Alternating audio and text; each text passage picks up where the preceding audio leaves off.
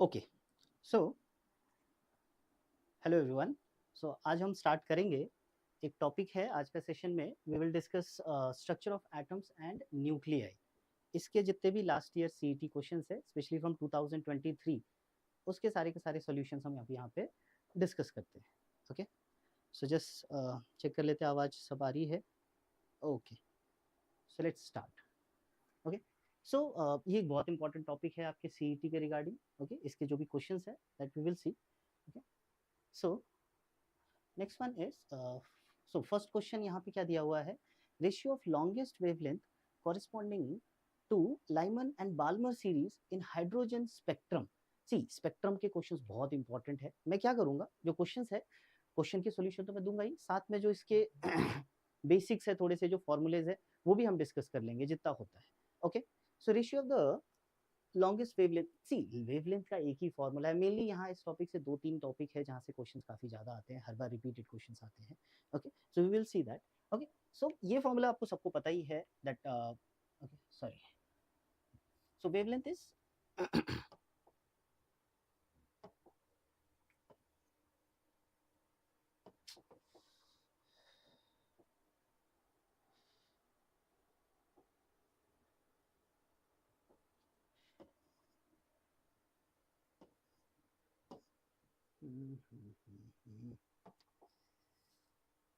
just wait a second.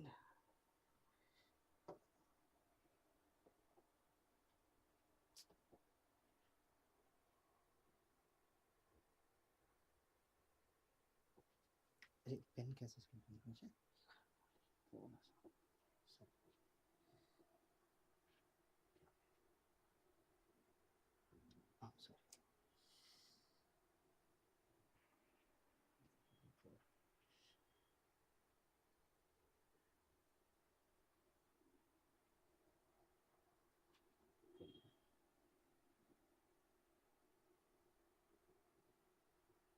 Okay, thank you. Okay, ठीक, sorry. So let's start. Okay, so first of all, we'll see this formula: 1 upon lambda is equals to r and 1 upon n1 square minus 1 upon n2 square. Okay, so ये क्या formula है हम एक बार समझ लेंगे, because इस topic के ऊपर काफी सारे क्वेश्चंस है, so that will see. Like let us suppose हमारे पास बहुत सारे जो भी, लाइक ये n1 है, n2, then n3, then n4, इस तरीके से जितने भी हमारे पास these things are there. So अगर हमारे पास इलेक्ट्रॉन, जैसे ये first n is equals to 1, then n is equals to 2, n is equals to 3, n is equals to 4. Okay, so ये जो इलेक्ट्रॉन्स यहाँ से यहाँ जंप करते हैं, देन ऊपर से वापस थर्ड से सेकंड पे आ रहे हैं, देन ऊपर से हर एक लेवल पे जितने भी, मतलब n is equals to till infinity, from second to 1, third to 1 और एनीथिंग। ओके, तो ये जितने भी हमारे पास जंप करेंगे वो हमारे पास एक स्पेक्ट्रल लाइंस देते हैं। उन स्पेक्ट्रल लाइंस के जो नाम है वो है Lyman, then Balmer, then Paschen, then Brackett and then Pfund series बोलते हैं। Okay, so for Lyman, okay, any electrons jumping from second, third, fourth to first will give you Lyman series. Okay, तो उसके जो wavelengths है, so all those wavelengths are basically represented by this thing. Okay, तो यहाँ पे ये जो n1 रहेगा, अगर हम लाइमन की बात करेंगे, एंड देन आफ्टर हम बात करेंगे बाल्मर की। Okay, so for Lyman lambda के जो इक्वेशंस आ जाएंगे वो क्या आ जाते हैं हमारे पास, आई थिंक आप सब लोगों ने पढ़ रखा है फटाफट। Okay, so this one is 1 square, and then this n square will go from, this n will go from 2, 3, 4 and so on. Okay, and similarly for Balmer ये कहाँ पे आएगा, 2 रहेंगे, एंड यहाँ पे हमारे पास n will start from 3, 4 and so on. So फिलहाल यहाँ पे हमारे पास जो पूछा हुआ है, what is the longest wavelength? Okay, longest ही पूछा है दोनों लाइमन एंड बाल्मर में। सो हम देखते हैं लॉन्गेस्ट, मतलब ये जो n की वैल्यू है, दिस n की ये जो वैल्यू है, ये n की वैल्यू हम 2 से लेकर के इन्फिनिटी तक पुट कर सकते हैं। एक बात आप हमेशा याद रखेंगे, ओके, एक बात आप हमेशा याद रखेंगे कि अगर n की वैल्यू जैसे आपने यहाँ पे फिलहाल के लिए मिनिमम 2 पुट करी, सो लेमडा की जो वैल्यू आती है वो अपने पास मैक्सिमम आ जाएगी, और अगर आपने n की वैल्यू इन्फिनिटी पुट करी, सो लेमडा की जो वैल्यू आती है वो मिनिमम आ जाती है। ओके, सो फिलहाल उसने लॉन्गेस्ट पूछा है, सो n की value we will put 2 for Lyman, and for Balmer we will put n is equals to 3, and then after उनके रेशियो देखेंगे. सो लेट्स सी. ओके, यहाँ पे थोड़ा सा हम इरेज करेंगे इनको.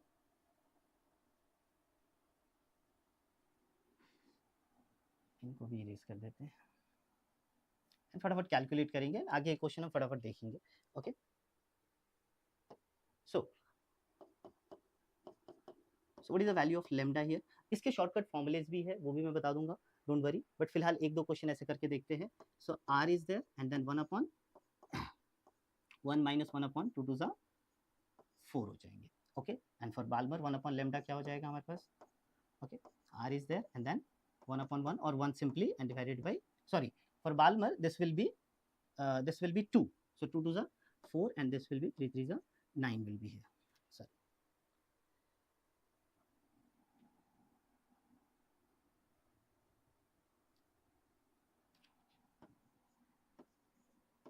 Okay. So if you will simplify it, आपको क्या मिलेगा यहाँ पे 9 3 36. So this is 9 minus 4. Okay. So अगर हम इसको देखेंगे तो यहाँ पे क्या आता है 5r by 36. So lambda is equals to 36 divided by 5r आ जाएगा. एंड यहाँ पे क्या आ जाएगा हमारे पास, अगर हम बात करेंगे 1 upon lambda is equals to 3r by 4. So lambda is equals to 4 upon 3r. अगर हम इसको डिवाइड करेंगे तो देखो क्या आंसर आता है, एक बार डिवाइड करके चेक करेंगे, बताएंगे क्या आंसर आता है यहाँ पे हमारे पास. ओके, सो अगर हम लैम्डा ऑफ, ये मान लो अगर लाइमन का है and this one is for Balmer. So Lyman upon Balmer का क्या आ जाएगा. Okay, 4 upon 3r divided by 36 upon 5r is there. Okay, so यहाँ से this will be 4 upon 3r into 5r divided by 36.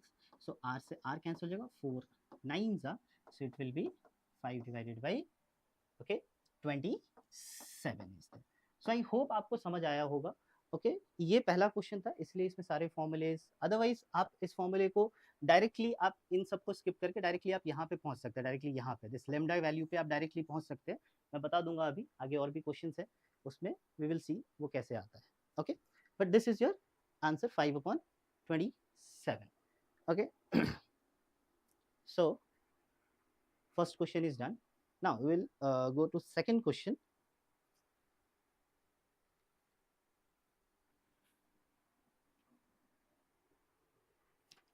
So next question is,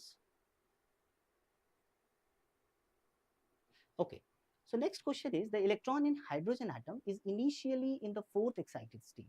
When it finally moves to ground state, the maximum number of spectral lines emitted are, okay, so you can see here, मान लो ये हमारे पास see 4th excited state का मतलब क्या होगा, 4th excited state का मतलब होगा it is on the 5th spectral line. Okay, so that 5th line पे है हमारे पास. And then okay, so this is n is equals to 1, n is equals to 2, n is equals to 3, okay, n is equals to 4, and then this one is n is equals to 5. अब यहाँ से सी 1 पे आने के लिए बहुत सारे option है, डायरेक्टली 1 पे भी आ सकते हैं, देन 2 पे जंप कर सकते हैं, 3rd पे, 4th पे, या फिर यहाँ से यहाँ, मतलब these things are there.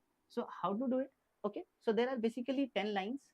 10 line में से हमारे पास कोई भी दो अगर हम सेलेक्ट सी मैथ्स का भी यहाँ पे अगर हम फॉर्मूला लगाते हैं, सो there are okay 1 2 3 4 5, sorry 5 this thing is there. and अगर उसमें से आपको दो चूज करने हैं, okay, if you want to choose any two, so you can apply this formula also, nc2. okay, so 5c2 हमें अब पता है 5 factorial divided by 3 factorial into 2 factorial. अगर हम इसको भी सॉल्व करेंगे, so you will get 5 into 4 into 3 factorial divided by 3 factorial into 2 factorial, and this 3 cancel, 2 2 4, 5 2 10 is your correct answer for this question.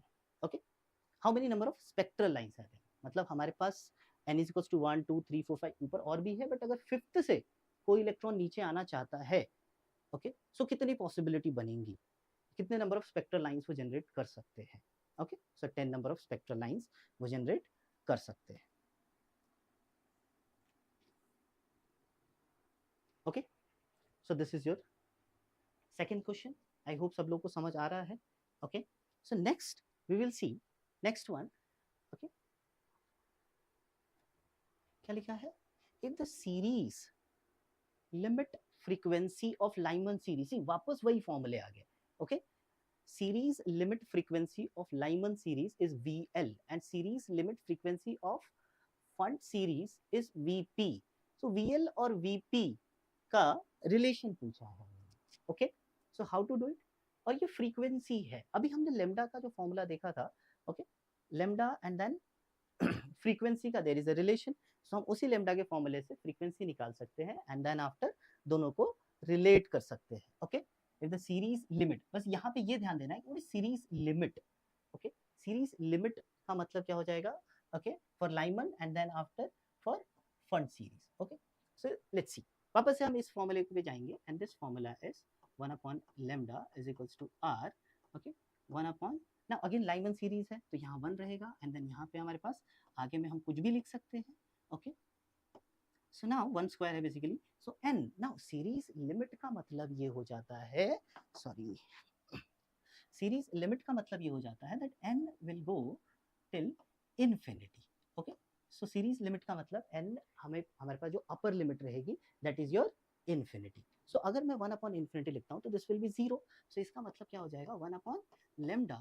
This is for Lyman we are calculating. Okay, Lyman के लिए हम calculate कर रहे हैं. So this is r. Okay, r upon 1 is basically r. Okay, but इसको हमें अभी frequency में कन्वर्ट करना है. We will convert it. पहले हम फंड सीरीज का देखते हैं. सो फंड सीरीज का क्या हो जाएगा, 1 upon lambda for Pfund series. Okay, so fund series के लिए हमारे पास क्या रहेंगे, okay, it is for r. And यहाँ पे क्या हो जाता है, फंड सीरीज कहाँ पे आते हैं, because any electron jumping from, okay, कहाँ से आएंगे. ओके, पहला अब मैं एक बार वापस लिख देता हूँ आप लोगों के लिए. Lyman series, okay, then Balmer, then Paschen, okay, then Brackett and then Pfund series. So यहाँ पे क्या हो जाता है, हमारे पास n1 की वैल्यू यहाँ पे 1 रहती है एंड n2 की वैल्यू हमारे पास 2, 3, 4 so on till infinity. Okay, then after यहाँ पे बाल्मर के लिए n1 की वैल्यू क्या होती है, 1. Any electron jumping from third to second और fourth to second and then यहाँ वैल्यू क्या आ जाएगी, 3, 4, 5 and so on till infinity. Now Lyman Balmer का अगला क्या होता है, Paschen. So any electron jumping from higher to third one. तो यहाँ पे क्या आ जाएगा हमारे पास, ये थर्ड वन आ जाएगा and this will be fourth, fifth, sixth and so on till infinity आ जाएगी. ओके, देन पास्चन पर ब्रैकेट, ब्रैकेट में अभी हमने, ओके, 4 आ जाएगा और यहाँ पे क्या आ जाएगा, 5. सो this will start from fifth, मतलब ये वाला कहाँ से जंप करेंगे वो इलेक्ट्रॉन, ये वाला, this one. Okay, so and this one is fifth, sixth, seventh and so on till infinity. And this one is, okay, this one is again 5, so it will start from 6, 7 and so on till infinity. So ये बहुत ही basic हमारे पास formulas हैं. Then after यहाँ पे हमारे पास क्या हो जाएगा, यू कैन सी हियर, हम ये पी फंड सीरीज पे है या फंड सीरीज पे है. सो 5 का whole square minus 1 upon n. So यहाँ पे भी अपर लिमिट ही है. ओके, सीरीज लिमिट आप कह सकते हो. तो सीरीज लिमिट मतलब this one is again infinity. Okay, तो ये r हो जाएंगे और यहाँ पे हमारे पास क्या हो जाएगा, 25, बिकॉज ये तो पूरा का पूरा क्या हो जाने वाले हैं, 1 upon infinity is, 1 upon infinity is 0 basically. Okay, so 1 upon lambda p is equals to r upon 25 हो जाएगा and this one is only r. Now अब यहाँ पे हमारे पास एक बहुत ही इंपॉर्टेंट रिलेशन है जो पिछले वाले चैप्टर से हम पढ़ चुके हैं, ड्यूअल नेचर में. लैम्डा एंड ड्यूअल नेचर ही नहीं, और भी बहुत, it's a very basic relation. Lambda और फ्रीक्वेंसी का क्या रिलेशन होता है. So the relation is very simple. c is equals to, okay, c is equals to lambda and nu or frequency, because यहाँ पे देखिए if the series limit frequency is given, okay, Lyman series is VL. so अभी अगर हम बात करेंगे यहाँ से, अगर मैंने देखा कि लैम्डा क्या हो जाएगा, फिर हमारे पास c डिवाइडेड बाई न्यू हो जाएंगे. Okay, so lambda is c divided by new. So 1 upon lambda, lambda मतलब क्या हो जाएगा, c, एंड यहाँ पे न्यू की जगह हमें क्या लिख लेना है, VL लिख लेना है. So let's see, this one will be VL is equals to R हो जाएगा हमारे पास. नीचे से ऊपर आ गया वापस से. एंड ये हमारे पास क्या हो जाएगा, लैम्डा P क्या हो जाएगा हमारे पास, okay, 1 upon C and VL and दूसरा क्या लिखा हुआ है, VP लिखे हुए. ओके, सो VP हो जाएगा. This is R upon 25. Now अब हम दोनों को रिलेट करना चाहते हैं. आप क्या कर सकते हैं, इनको आप डिवाइड कर सकते हैं. R कैंसिल हो जाएंगे, C कैंसिल हो जाएगा and then you will get the thing. So एक काम करेंगे, यहाँ पे इसके नीचे हम इसको लिखेंगे, ओके, एंड देन इसको डिवाइड करेंगे तो c से c कैंसिल हो जाएगा, VL डिवाइडेड बाई VP हो जाएगा. ओके, ये ऊपर की तरफ चला जाएगा हमारे पास. Okay, and this is R into 25 divided by r, so यहाँ से r भी कैंसिल हो गया, this is 25, so VL is equals to 25 VP will be there, so VL is equals to 25 VP, okay, है क्या ऐसे? ये this one, first one is there, VL is equals to 25 VP is there, okay, so I hope यहाँ तक आप लोगों को सब कुछ clear है, okay, so next one we will see,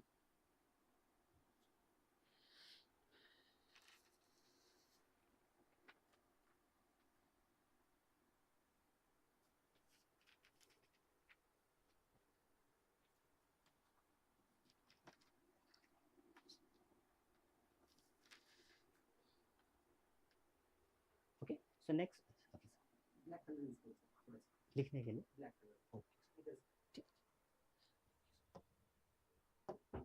okay, so will go to next question. Next question क्या है हमारे पास, रीड करेंगे। In hydrogen spectrum when a electron makes a transaction from n is equals to 4 to n is equals to 2 then emitted line spectrum will be second line of Balmer series, second line of Pasch। अच्छा ठीक है, यहाँ हमें basically compare करना है, okay, compare करना है, मतलब अगर हम देखेंगे यहाँ पे हाइड्रोजन एटम की बात हो रही है, ठीक है, electron makes a transaction from n is equals to 4 to n is equals to 2, formula same है, ओके, 1/λ। मैं एक बार लिख देता हूँ वापस से आपको, बेसिकली मैं यहाँ पे बहुत बेसिक से बता रहा हूँ, तो इसलिए मैं सारे फॉर्मूलेज वगैरह सब लिख रहा हूँ, एग्जाम के टाइम पे आप थोड़ा सा स्किप भी कर सकते हैं चीजों को, okay, so this is r and then after 1/, okay, क्या हो जाएगा, n1 square minus 1/n2 square, sorry, minus 1/n2 square, okay, so this is there. Now अभी क्वेश्चन में क्या बोला है, क्वेश्चन में कौन से कहां से कहां तक, फ्रॉम n4 टू n2, मतलब यहाँ हमारे पास 4 रहेगा और यहाँ 2 रहेगा, n1 is equals to 2 and n2 is equals to 4। अब हम नीचे आंसर में देखेंगे, see everything is for hydrogen only, बस यहाँ पे हमारे पास क्या चेंज होगा ना, अगर हम बात करेंगे second line in Balmer series, अगर मैं फर्स्ट ऑप्शन की बात करता हूँ, तो second line in Balmer series कैसे आता है, ये तो सेम ही रहेगा, 1/λ is equals to r, okay, Balmer में ये ऑटोमेटिकली क्या हो जाएंगे हमारे पास, ओके, सॉरी मैंने, हाँ yes, this one is 2 and this one is 4, okay, so now अगर हम बाल्मर की बात करेंगे, सो बाल्मर में this one is automatically 2 and second line कैसे आएगा, सी थर्ड से सेकंड पे जाएगा तो it will be the first line for Balmer, okay, first line for, okay, and अगर फोर्थ से सेकंड पे आएगा सो it will be the second line for Balmer, okay, सो यहाँ पे सेकंड लाइन की बात हो रही है, so it will be, okay, 4 2 का होल स्क्वायर एंड देन 4 का होल स्क्वायर आ जाएगा, so it is the same thing, so I think यही वाला करेक्ट है, बट हम आगे और भी देख लेते हैं एक बार। Second line of Paschen, second line of Paschen कैसे आता है, लाइमन बाल्मर के बाद पास्चन, तो पास्चन में कैसे आ जाएगा, तो ये हो जाएगा 3, so which is not going to be correct, because ये हमारे पास 2 होना चाहिए। देन अगेन बाल्मर का एक और है तो वो भी चेक कर लेंगे हम लोग, okay, 1/λ is equals to r and then 1/, यहाँ तो 2 रहेगा but it is the first line, तो फर्स्ट लाइन में यहाँ पे हमारे पास 3 आ जाएगा, सो इट विल बी 1/3 का स्क्वायर, ओके, सो ये भी हमारे पास नहीं हो सकता, ये भी नहीं हो सकते, ये भी नहीं हो सकते, सो this is your correct answer. वैसे पहले ही आ गया था वो आंसर हमारे पास, कोई इशू नहीं था उसका, ओके, सो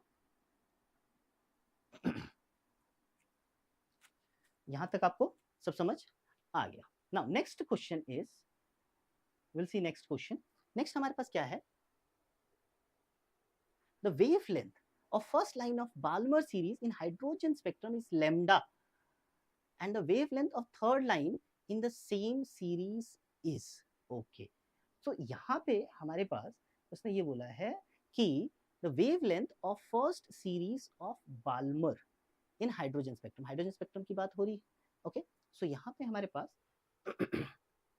okay, फर्स्ट लाइन, अच्छा फर्स्ट लाइन क्या आ जाएगा हमारे पास बाल्मर के अंदर, बाल्मर के अंदर हमारे पास फर्स्ट लाइन कैसे आती है, if it will jump from third to second you will get the first line in your Balmer series, okay, Lyman series में फर्स्ट तक जंप करता है, बाल्मर में सेकंड तक जंप करता है, फर्स्ट लाइन है सो थर्ड से जंप करेगा सेकंड के ऊपर, ओके, सो लेट्स सी। अच्छा मैंने अभी तब से हम लोग वही फॉर्मूला लिखे जा रहे हैं, लेट्स सी, एक आप वो जो फॉर्मूला हमने लिखा हुआ है ना उसको आप थोड़ा सा सॉल्व करेंगे ना तो you will reach till this one, okay, is equals to, okay, is equals to, हमारे पास 2 है, एक हमारे पास है n और एक हमारे पास क्या है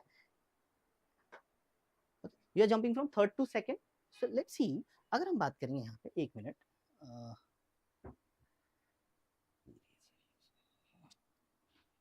okay. So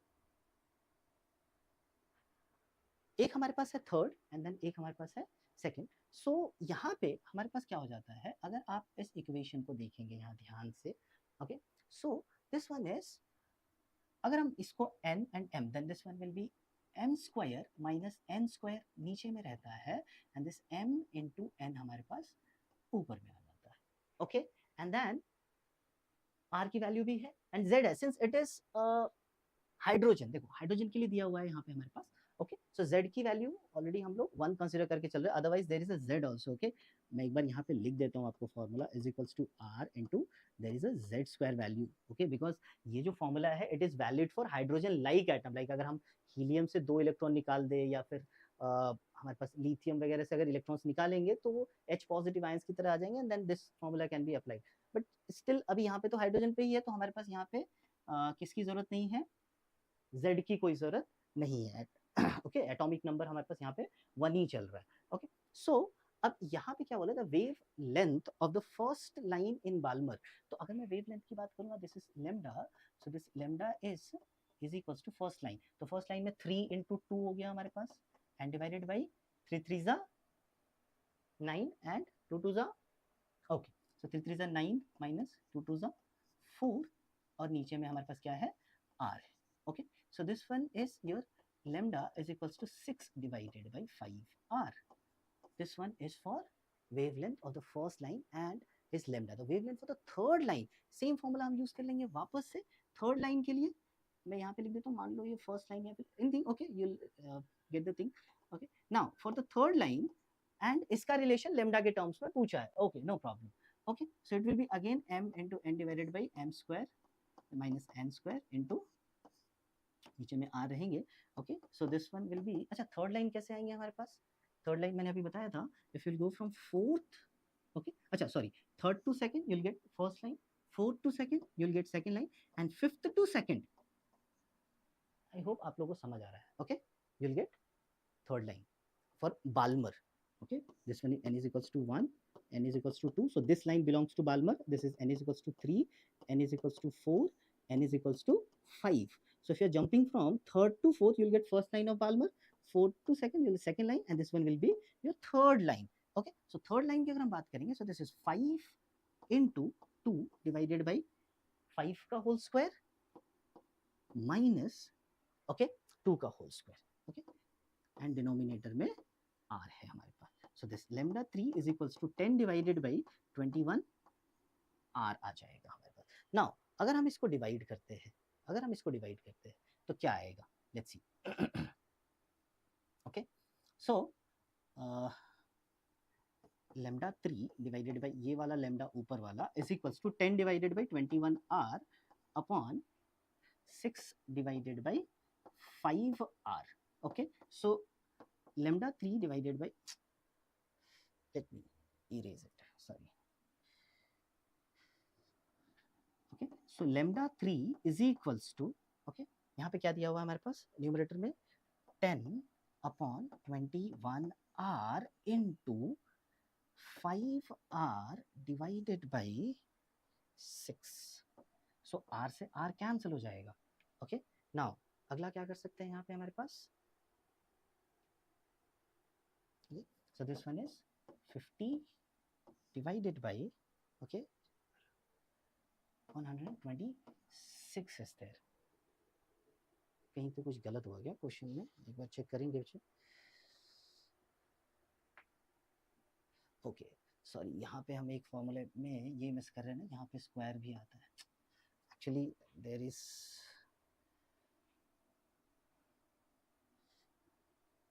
okay, this one is square and again this one is also square, so this one will be 36, this one will be 100. Okay, so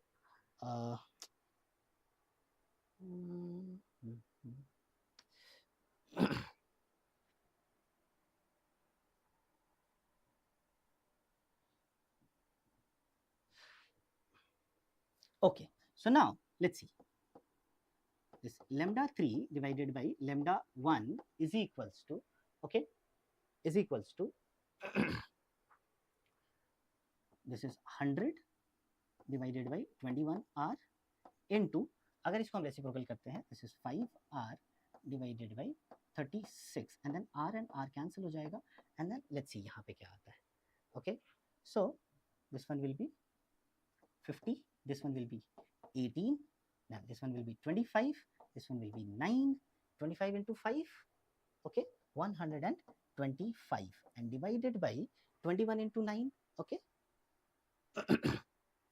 9 to the 18, 9, 189 is there and this one is lambda. So this one will be your fifth one. So this is your final answer.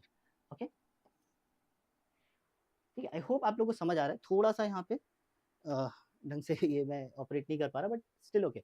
Okay, will go to next question. Okay, this one is your answer and this is your formula. ये formula आप याद रखेंगे. Okay, इस फॉर्मूले से आपको बार बार वो बड़े वाले फॉर्मूले पुट करने की जरूरत नहीं पड़ेगी. Now next one is, out of the following transition of hydrogen atom, the one which gives an emission line of highest frequency. Okay, highest. अच्छा, यहाँ पे ना ये बात ध्यान रखेंगे, ये यहाँ पे ये जो highest frequency दिया हुआ है ना, ये एक बात ध्यान में रखेंगे कि इसमें से कौन सी ट्रांजिशन है जो कि सबसे ज्यादा हाईएस्ट फ्रीक्वेंसी देगी हाइड्रोजन एटम में. Okay, 1 to 2, 3 to 10, 10 to 3. अच्छा, एक बात सबसे पहले तो आप ये ध्यान में रखो, यहाँ पे ये कंफ्यूजन है. देखो, ये 1 to 2 जा रहा है, 3 to 10 जा रहा है. This is basically absorption lines हो जाएंगी. ओके, अगर आप लोअर ऑर्बिटल से हायर ऑर्बिटल पे जंप करेंगे, so it will basically absorption. तो एमिशन तो तभी होगा जब वो हायर से लोअर पे आएगा. सो ये दोनों तो आपके ऑप्शंस नहीं हो सकते. आप इस तरीके से पहले इग्नोर कर सकते हैं. देन सी और डी वाले ऑप्शन में आप 10 से 3 पे आएंगे एंड सेकंड से 1 पे आएंगे. सी यहाँ पे ये बहुत सिंपल है. अगर मैं एनर्जी की बात करता हूँ, यहाँ पे अगर आप देखेंगे ध्यान से, ओके, एनर्जी जो होता है, okay, E is equals to h nu. ये एक बहुत बेसिक फॉर्मूला है. ओके, ड्यूअल नेचर में भी हमने पढ़ा हुआ है, E is equals to h nu. So हमारे पास एनर्जी अगर ज्यादा रहेंगे देन फ्रीक्वेंसी, हमारे पास दिस न्यू की वैल्यू ज्यादा रहेगी. सो इसमें से कौन सा ट्रांजिशन है जो सबसे ज्यादा एनर्जी देता है? ओके, बस हमें यही निकालना है.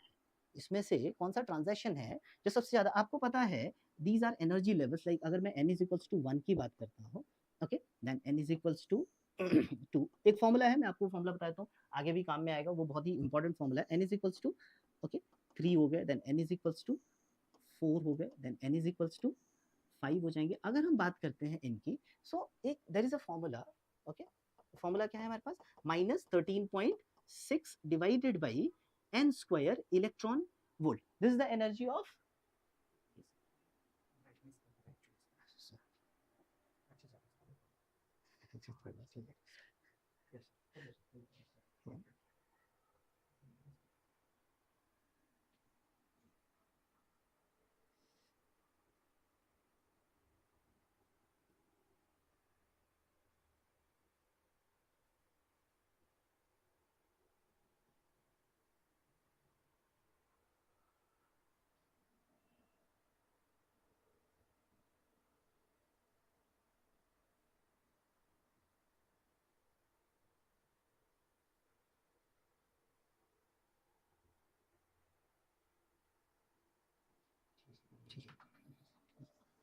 फर्स्ट टाइम इसमें थोड़ा सा दिक्कत है, चले. ठीक है, okay. So this is your energy का formula for every orbitals. n is equals to 1, n is equals to 2, 3, 4. ये आप अगर याद रखते हैं तो बहुत ही अच्छा रहेगा. Like 13.6 divide by n square. अगर हम यहाँ पे n की वैल्यू 1 पुट करते हैं, सो आपकी जो एनर्जी की वैल्यू आ जाएगी, it will B -13.6 electron volt. ये पहले वाले शेल के लिए हो जाएगा. बट अगर हम n is equals to 2 put करते हैं तो एनर्जी की वैल्यू क्या आ जाएगी हमारे पास? 2 2 ज़ा 4, 13.6 डिवाइडेड बाई 4. कहाँ तक आ जाएंगे हमारे पास? ओके, 3 पॉइंट, ओके, नेगेटिव में आ जाएगा हमारे पास वो भी. एंड ये नेगेटिव साइन इंडिकेट करता है basically it's a binding kind of thing. एक मिनट रुक जाएंगे बच्चे.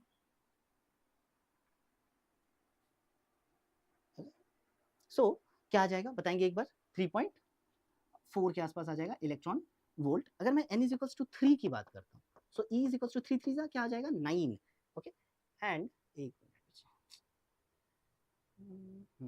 सो E is equals to, okay, 3 3 9. So 13.6 divided by 9 अगर हम करेंगे तो क्या आएगा हमारे पास? बताओ जरा सा. 1.51. ये वाली वैल्यूज जो है ना, ये आपको याद रखनी है. Okay, n is equals to 4 पे कहाँ पहुंच जाएंगे, 4 4 जा 16, और अगर हम बात करें 13.6 डिवाइडेड बाई 16 तो somewhere around 0.8 something. Okay, so अगर हम बात करते हैं यहाँ पे, अब यहाँ देखो ध्यान से, n इज इक्वल्स टू 2 से 1 पे अगर हम जंप करें, आपको ये फॉर्मूला पता है कि जो चेंज इन एनर्जी होता है it is nothing but E2 minus E1, final minus initial आ जाता है हमारे पास। ओके, सो अगर हम 2 से 1 जंप करें तो 2 के ऊपर कितना था, this one and this one, so अगर इन दोनों को ही माइनस करेंगे it will be somewhere around 10.2 something. And अगर मैं n इज इक्वल्स टू 10, अभी हमने तो 10 पुट ही नहीं किया, अगर 10 पुट करेंगे तो बहुत ही एक स्मॉल वैल्यू आएगी, and then after n is equals to 3, so n is equals to 3 हमारे पास दिस वन। अगर मैं उसको माइनस करता भी हूँ 10 से लेकर के अगर 3rd तक आते भी है तो बहुत ही स्मॉल वैल्यू, तो मैक्सिमम एनर्जी इसकी ही है। Okay, n is equals to 2 to n is equals to 1 and this will be having your higher this new value सबसे हाईएस्ट उसी की आएगी। Okay, so this is your value। next one is, next question हम देखेंगे यहाँ से। आई hope यहाँ तक सब लोगों को समझ आ रहा है। ओके, यहाँ तक में किसी को कोई भी दिक्कत नहीं है। Okay, next question is the ratio of wavelength for transition of electron from second orbit to first orbit of helium and lithium. Okay, in atomic number, ठीक है एटॉमिक नंबर दिए हुए, and the ratio of wavelength for the transition of electron from second orbit to first. अच्छा ठीक है, second से first में जा रहे हैं। ओके, सेकंड से जस्ट फर्स्ट में आ रहे हैं, बट यहाँ पे आप एक बार ध्यान देंगे, so this is given for helium and then after is lithium. अभी मैं जस्ट 2 मिनट पहले यही बता रहा था आपको। ओके, हम लोग जो फॉर्मूला लिख रहे हैं उसमें एक Z भी प्रेजेंट है। ओके, उस Z को हम इग्नोर करके नहीं चल सकते, बिकॉज यहाँ पे हीलियम एंड लिथियम के लिए आ गया। मैं वापस से इस फॉर्मूले को लिख देता हूँ। Okay, 1 upon lambda is equals to R हो जाएगा, and then there is Z square and then 1 upon n1 square minus 1 upon n2 square, तो वहाँ पे तो फर्स्ट एंड सेकंड है। ओके, तो यहाँ पे 1 लिख लेंगे, एंड 1 अपॉन 2 2 सा क्या आ जाएगा, 4 आ जाएगा। बट ये Z की वैल्यू एक बार क्या पुट करेंगे, बताओ जरा सा। हीलियम वैसे तो वहाँ लिख रखा है हीलियम के एटॉमिक नंबर एंड लिथियम का भी, बट आपको पता भी होना चाहिए। ओके, 2 एंड 3, सो पुट करेंगे, डिवाइड करेंगे, आंसर आ जाएगा आपका। ओके, सो अगर मैं सबसे पहले निकालूंगा हीलियम का। ओके, हीलियम पॉजिटिव पॉजिटिव छोड़ देंगे, अभी हीलियम लिखेंगे यहाँ पे। Now Z square is basically 2 square, and ये सिंप्लीफाई करके कितना आ रहा है, अगर मैं इसको 4 लिखूंगा तो ऊपर 4 माइनस 1 क्या आ जाएगा, 3 आ जाएगा। Okay, so 1 upon HE is equals to 2 to 4 4 cancel भी कर सकते हैं, 3R आ जाएगा यहाँ पे हमारे पास। ओके, एंड अगला क्या आ जाएगा, 1 अपॉन लैम्डा लिथियम के लिए क्या आ जाएगा हमारे पास, R into 9 into 3 divided by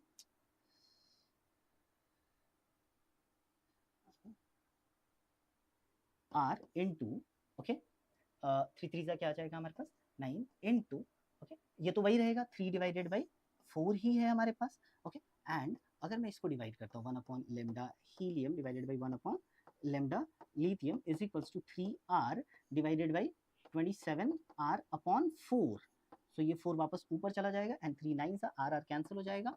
okay, so ये कितना रहेगा हमारे पास, और ये भी हमारे पास क्या हो जाएगा, lambda, okay, lithium divided by lambda helium आ जाएगा, and this one will be 4, okay, into 3 divided by 27, 3 9 4 by 9। So but यहाँ पे उन्होंने पूछा क्या, रेशियो भी एक बार चेक करेंगे, बिकॉज यहाँ के आप देख सकते हैं ये रहेगा, यस यहाँ पे 9:4 है, 4:9 है, तो अगर हम इसकी बात करेंगे, so lambda for helium divided by lambda for lithium, इसका रेसिप्रोकल आ जाएगा 9/4, so option A is correct, option B नहीं आएगा यहाँ पे। Okay, so this one is correct answer. ठीक है, सो इजी क्वेश्चंस है, यहाँ तक कोई इश्यू नहीं है। ओके, नेक्स्ट इसके ऊपर चलेंगे। Next question, so will go to next question. So next question हमारे पास क्या है, if an electron in N hydrogen atom jumps from an orbit of level n is equals to 3 to orbit of level n is equals to 2, then the emitted radiation frequency is, okay, यहाँ पे वापस से frequency पूछ रहे हैं, hydrogen atom की बात हो रही है। Okay, and it is jumping from n is equals to 3 to n is equals to 2 है हमारे पास। ओके, सो हम क्या कर सकते हैं इसमें, ओके, वापस से हम फॉर्मूला अप्लाई कर सकते हैं, वापस से ये वाला फॉर्मूला भी देख सकते हैं हम, lambda is equals to, okay, m into n, so 3 into 2 का whole square divided by 3 3 9 minus 2 2 4, okay, into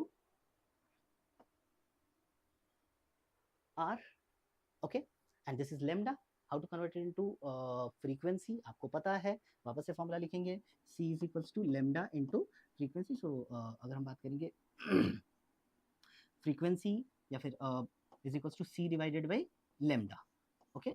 so frequency अगर हमें निकालना है, okay, so frequency is equals to c divided by lambda, and lambda की जगह पे क्या आ जाएगा, okay, 36 divided by this one is 5r.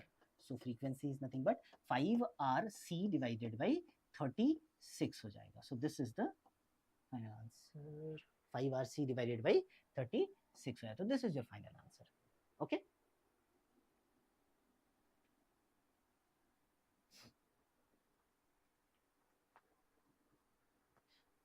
ठीक है. now next question, so we'll go to next question. यहाँ तक I think सब कुछ clear है. so next question देखेंगे, the ratio of longest, okay, so the ratio of longest to shortest wavelength emitted in Paschen series of hydrogen atom. अभी हम लोगों ने कई सारे क्वेश्चन इसी तरीके के किए हैं.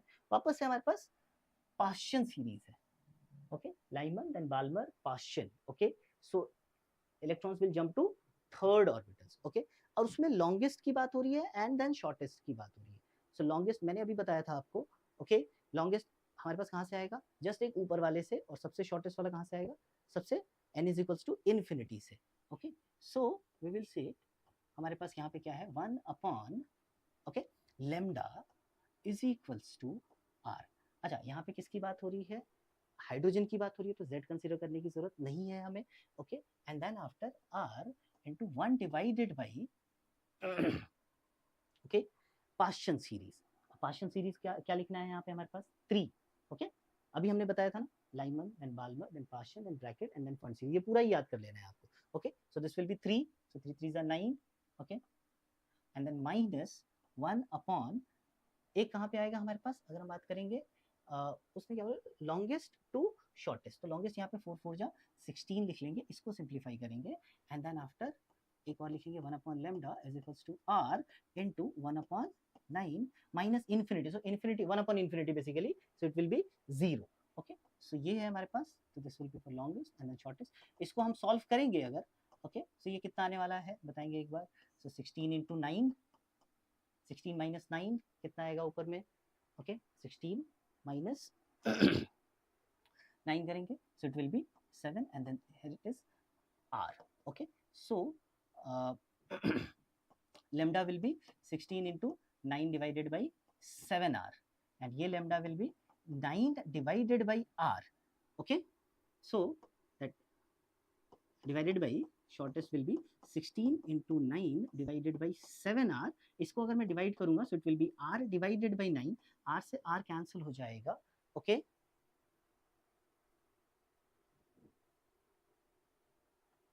divided by 7 is here.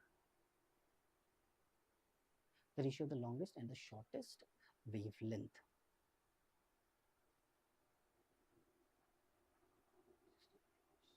Nine, 7r. 16 divided by 7 it is. देखो कहाँ कैलकुलेशन मिस्टेक हुआ रहेगा, okay. 1 upon lambda is equals to r, 1 upon 9 minus 3 16, okay. Let's see, एक बार इसको देखते हैं.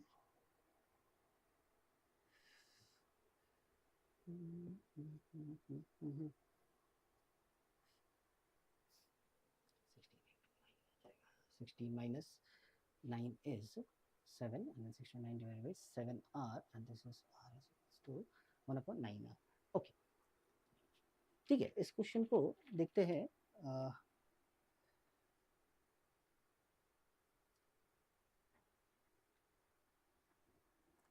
Okay, will see next question देखते हैं, उसके बाद वापस से क्वेश्चन नंबर 36 पे आएंगे, ओके. इसको देखते हैं एक बार. In Balmer series, the wavelength of the second line is lambda 1 and the Paschen and for partial series wavelength for the first line is λ2, then the ratio of, वापस से वही question है, in Balmer series, okay, wavelength of the second line, okay, अच्छे से करेंगे ताकि गलती ना हो, आंसर आ जाए अपना, okay, 1 upon lambda is equals to r, okay, the wavelength of the second line, okay, so 1 upon 2 square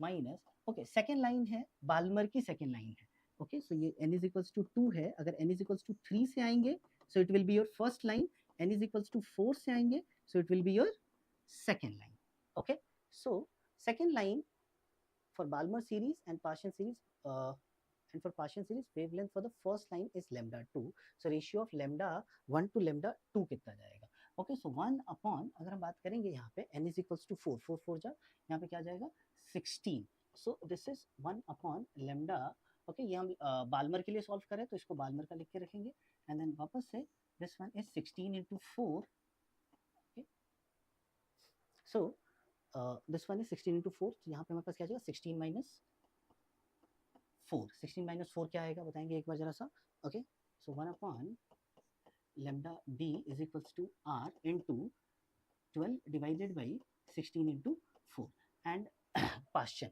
so Paschen के लिए क्या आ जाएगा, lambda for Paschen series is again r, okay, 1 upon, okay, 3 square, so 3 3s are 9 minus 1 upon, okay, first line, अच्छा Paschen की first line है तो this will be 16 because 4 का whole square आ जाएगा, it will be 16, so this will be r and this 9 into 16 and this will be 16 minus 9 आ जाएगा and it will be 1 upon lambda p, so 1 upon lambda p is equals to, so 16 minus 9 क्या आ जाता है वापस से 7r divided by 16 into 9 आ जाएंगे हमारे पास, okay, so in the Balmer series the wavelength for second is λ1 and Paschen series wavelength is λ2, so λ1, so λ1 क्या आ जाएगा हमारे पास, λ1 is equals to 16 into 4 divided by 12r and Paschen series lambda p क्या आ जाएगा 16 into 9,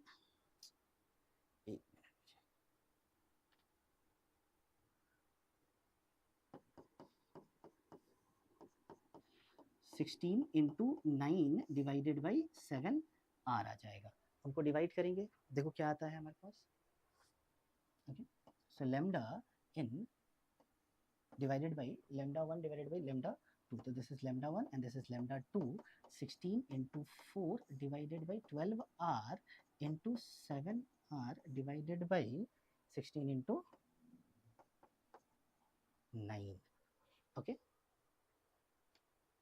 so 16 से 16 यहाँ पे कैंसिल हो जाएंगे, okay, now 4 3s r से r कैंसिल हो गया, so λ1 divided by λ2 is equals to 7 divided by 9 3s 27, so ये आंसर तो हमारा आ गया, पिछला वाला एक बार चेक करेंगे वैसे, तो ये आंसर तो हमारा आ गया है 7 upon 27, ओके, ठीक है, so यहाँ तक आपके आंसर आ गए हैं, okay, will see next question,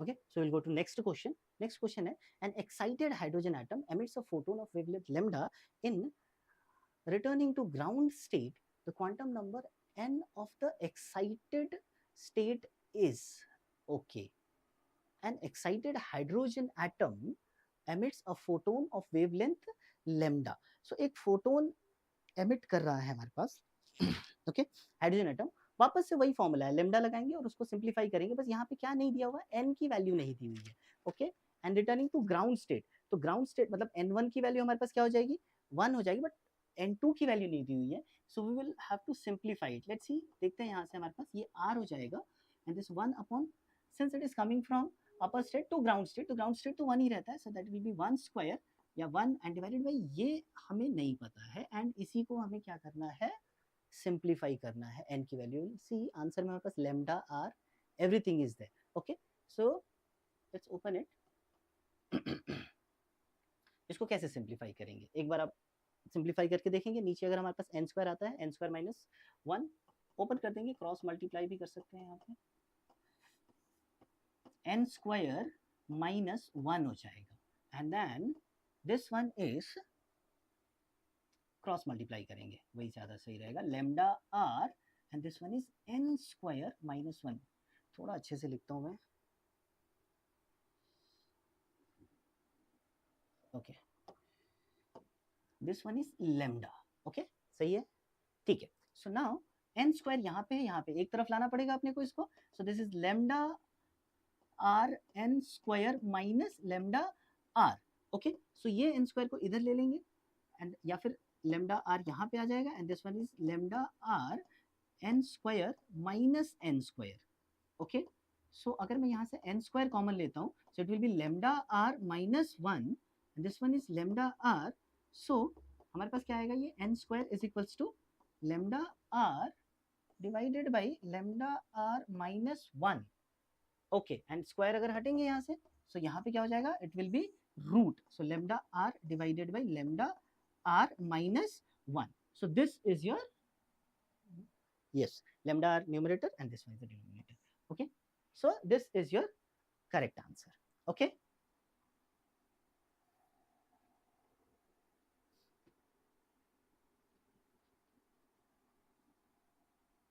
ठीक, so this okay, next question पे जाएंगे अपन. The next one is frequency of series, limit of Balmer series of hydrogen atom in terms of Rydberg constant and velocity of light, okay. So यहाँ पे हमें velocity of light and इसके terms में पूछा है frequency. Again the same question, ऐसा question एक पहले करके आ चुके हैं, वापस से वही फॉर्मूला लगाएंगे, okay. And it's a Balmer series. So for Balmer series it will be frequency निकालेंगे तो सी के टर्म्स में ऑटोमेटिकली वो आ जाएगा. एंड अगेन सीरीज लिमिटिंग है तो n is equals to infinity. n क्या रहेगा हमारे पास, इन्फिनिटी रहेगा, okay. So it will be 1 upon lambda is equals to r, ठीक है. एंड कौन सा सीरीज है, बाल्मर सीरीज है. So Balmer series will be 2 to the 4, 2 का whole square and then n will be infinity, okay. तो वो infinity रहेगा तो उसमें हमारे पास कोई यहाँ पे क्या आ जाएगा, 0 आ जाएगा, ओके. सो देन आफ्टर ये लैम्डा की वैल्यू अभी हमें पुट करनी है. नाउ वापस से वही फॉर्मूला है, c is equals to lambda into nu, okay. So frequency is equals to c divided by lambda. So वापस से हमारे पास क्या आ जाएगा, frequency is equals to c divided by, okay, lambda. And lambda की वैल्यू क्या है हमारे पास, अगर मैं यहाँ पे देखूंगा, so it will be lambda is equals to 4 by R, okay. यही है ना हमारे पास, r बाई 4 1 अपॉन लैम्डा, तो 4 बाई आर आ जाएगा हमारे पास, okay. So this will be 4 by r. So it will be, frequency will be r c divided by 4. ऐसा है क्या आंसर आपके पास, option D is there, okay. So r c divided by 4 is there, okay. Let me check, या r c divided by, थोड़ा दूर से देखना, this one is RC divided by 4 is the correct answer, okay.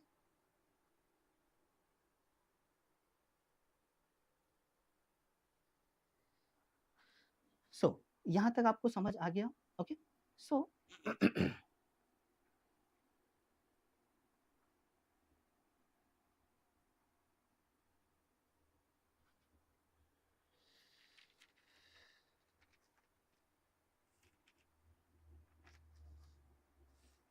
we'll go to next question, okay.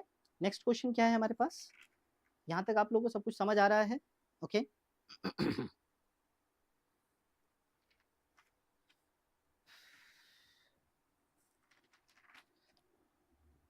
okay, next question क्या है हमारे पास, we'll see, okay. Next question is the shortest wavelength in Balmer series, okay, of hydrogen atom is equals to shortest wavelength in bracket series of a hydrogen like atom. Hydrogen like atom मतलब हमें नहीं पता कौन सा atom, but it's like वो हमारे पास z की value, देखो यहाँ पे निकालने के लिए भी उसने z की वैल्यू ही बोली है, ओके. सो हम वहाँ पे सेकंड वाले इक्वेशन में z को इग्नोर नहीं कर सकते, एंड फर्स्ट वाले में z इज इक्वल्स टू 1 है, so that we can put, okay. तो शॉर्टेस्ट वेवलेंथ क्या होता है हमारे पास, n इज इक्वल्स टू क्या रहेगा, it will be infinity, okay. अभी हमने कई सारे क्वेश्चंस कर लिए ऐसे. So 1 upon lambda is equals to r 1 upon, okay, कौन सी सीरीज है, बाल्मर सीरीज है. So Balmer series is 2 to the 4, 2 square आ जाएगा यहाँ पे. And second one is, okay, second one is हमारे पास क्या हो जाएगा, इन्फिनिटी है तो जीरो रहेगा. सो फर्स्ट वन तो आ गया हमारे पास. The shortest wavelength for the Balmer series of hydrogen is equals to. So this lambda को हम इक्वल करने वाले हैं अभी फिलहाल के लिए. लेमडा हम लिखेंगे 4/r. Now next one is shortest wavelength the bracket series of hydrogen like atom. So bracket series है और hydrogen like atom है, so we will put z square. Okay, we put z square and then 1 upon, okay, 1 upon क्या आ जाएगा हमारे पास?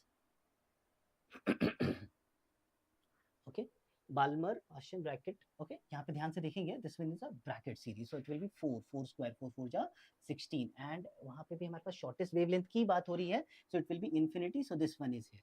Okay, so again हम इसकी यहाँ पे lambda is equals to, okay, 16 divided by rz square, and these two things are equal. It is given है कि वो equal है, so this z square is equals to 4 divided by r से r cancel हो जाएगा. z square is equals to 16 divided by 4 में क्या आ जाएगा हमारे पास? 4. तो z की वैल्यू क्या आ जाएगी हमारे पास? 2. ओके, स्क्वायर रूट 4 का करेंगे तो क्या आ जाएगा हमारे पास? 2 आ जाएंगे. सो 2 है यहाँ पे, yes 2 is there, so 2 is your answer. Okay, so it's easy.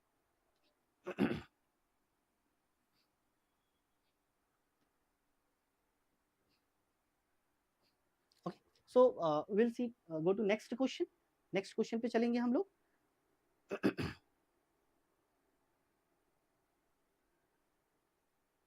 we'll go to next question. Next question हमारे पास क्या? In Lyman series limit of wavelength is lambda 1. The wavelength of first line of Lyman series is lambda 2, and in Balmer series the series line of wavelength is lambda 3. Then the relation between, okay, ये तीनों के relation पूछ रहे हैं हमें. lambda 1 निकालना है, lambda 2 निकालना है, and then lambda 3, and then इनमें से equate करके देखना है कौन सा equation हमारे पास सही है. Okay, so we will see lambda 1 again. Series limit की बात हो रही है पहले वाले में, so n2 will be, okay, infinity, and Lyman series है, so it will be 1 upon lambda is equals to r, and then 1 upon 1 ही हो जाएगा, and then it will be 0, तो 1 अपॉन 1 ही रहेगा. So this lambda 1 is only, okay, lambda 1 क्या हो जाएगा? 1 अपॉन r आ जाएगा. इसको हम बाजू में रखेंगे. Lambda 1 is equals to, lambda 1 ही था ना, यस लैम्डा 1 था, and Lyman series, and lambda 2 in Balmer series. Okay, the wavelength of the first line of Lyman series is, let me check, the Lyman in Lyman series the series limit is wavelength is L1, lambda 1, and the wavelength for the first line of Lyman series, अच्छा lambda 2 is first line, Lyman में ही है, so it is 1 upon lambda 2 is equals to r, and then 1 upon 1 minus first line. तो first line will like second से first पे jump करेंगे तो हमारे पास first line आ जाएगा. Okay, so 1 upon 2, 2 to the 4, 2 का होल स्क्वायर आ जाएगा. So this is 1 upon lambda 2 is equals to r, okay, 4 minus 1, so 3 आ जाएगा. Okay, so lambda 2 is equals to 4 divided by 3r आ जाएगा. ओके, एंड लैम्डा 3 क्या है? Okay, lambda 3 क्या है? Let me check. The wavelength for the first line lambda is lambda 2, and in Balmer series the series limit of the wavelength is lambda 3. So Balmer series में series limit lambda 3, so 1 upon lambda 3 is equals to r. Balmer में क्या हो जाएगा? ये 2 2 जा 4, और series limit है तो अगला तो 0 ही आ जाएगा. So lambda 3 is equals to 4 divided by r. Okay, so एक ये है हमारे पास, एक ये है हमारे पास, और एक ये है हमारे पास. इन तीनों का हम क्या करेंगे? Okay, so let me check. Lambda 1 plus is equals to lambda 2 plus lambda 3 तो नहीं है. लैम्डा 2, इन दोनों में से देखते हैं, इन दोनों में से देखते हैं. Okay, 1 upon lambda minus 1 upon lambda 2 is equals to 1 upon lambda 3, and 1 upon lambda 1 is equals to 1 upon lambda 2 minus 1 upon lambda 3. So reciprocal करके ही देखते हैं. 1 अपॉन, ओके, हमने वहाँ पे से ये कर दिया था. 1 upon lambda 1 is equals to r, and 1 upon lambda 2 is 3r by 4, and 1 upon lambda 3 is r by 4. So is it 4, 3r plus r, 4r by 4, 4 4 cancel, so this is r, means this one is 1 upon lambda 1 is equals to 1 upon lambda 2 plus 1 upon lambda 3 is your final answer.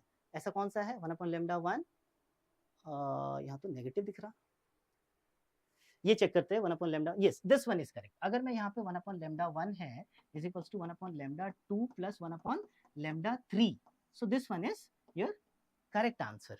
Okay, this one is your correct answer. Yes, this one is your correct answer. Okay, so we'll go to next question. Okay, so I hope यहाँ तक आप लोगों को समझ आ रहा है सब कुछ. Okay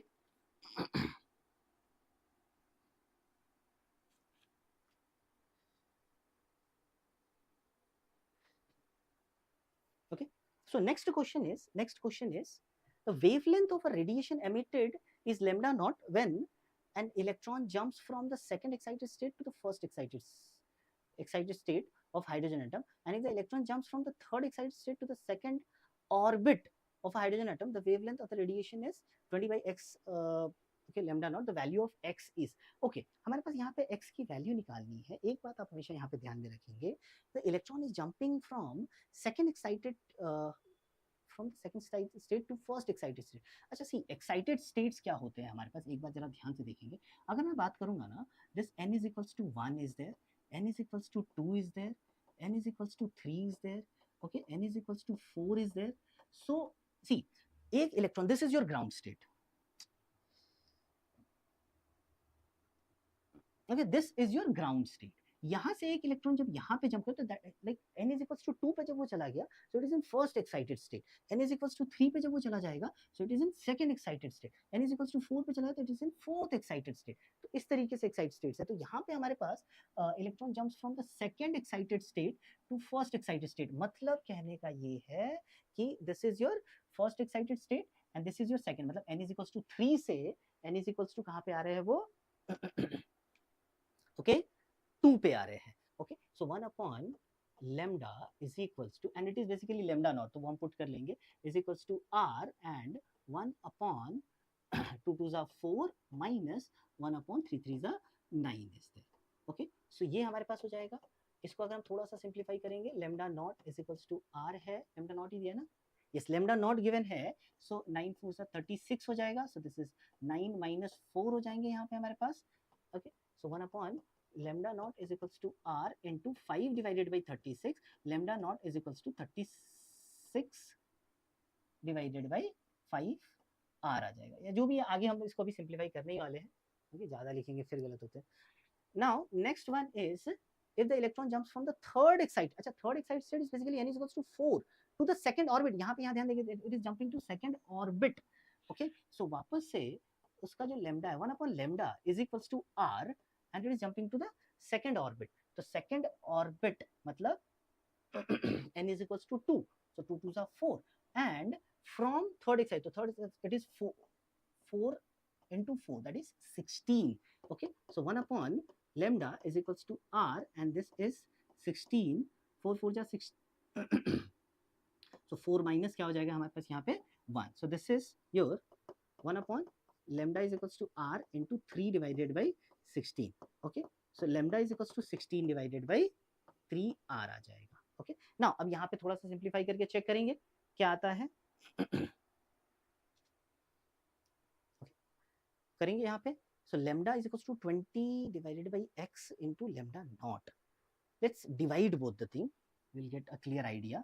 so lambda divided by lambda naught is equals to 16 divided by 3r upon 36 divided by 5r. so r से r तो वैसे कैंसिल हो जाएंगे, and this lambda divided by lambda naught is equals to 16 divided by 3 into 5 divided by 36. so 4 4 जा 16, 4 9s are, so 5 4s are 20. अच्छा देखो 20 आ गया, so 9 3s are 27 and this lambda naught, so this one is 27 है क्या, 27 is your correct answer. okay, 27 is your correct answer. 20 divided by 27 is your correct answer. so x की value खाली पूछ रखा है, तो x की वैल्यू क्या आ जाएगी हमारे पास, 27 आ जाएगी. आई होप यहाँ तक सब लोगों को समझ आ रहा है. Okay,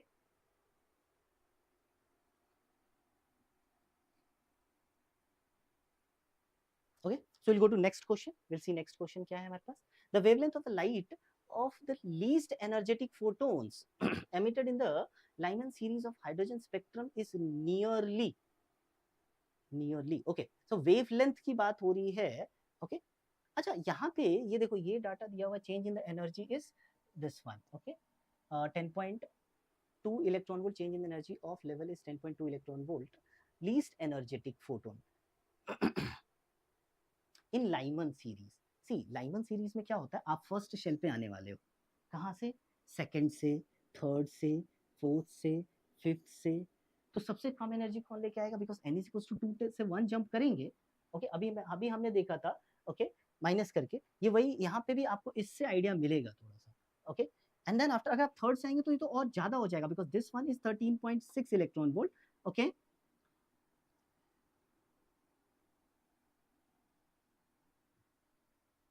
okay so this one is 13.6 electron volt. उसके ऊपर वाला क्या था हमारे पास, ओके 3 पॉइंट समथिंग, देन उसके ऊपर हमारे पास क्या था, ओके तो सो यहाँ से अगर हम आएंगे ना, so this minus this will give you 10.2 electron volt and this is the minimum energy.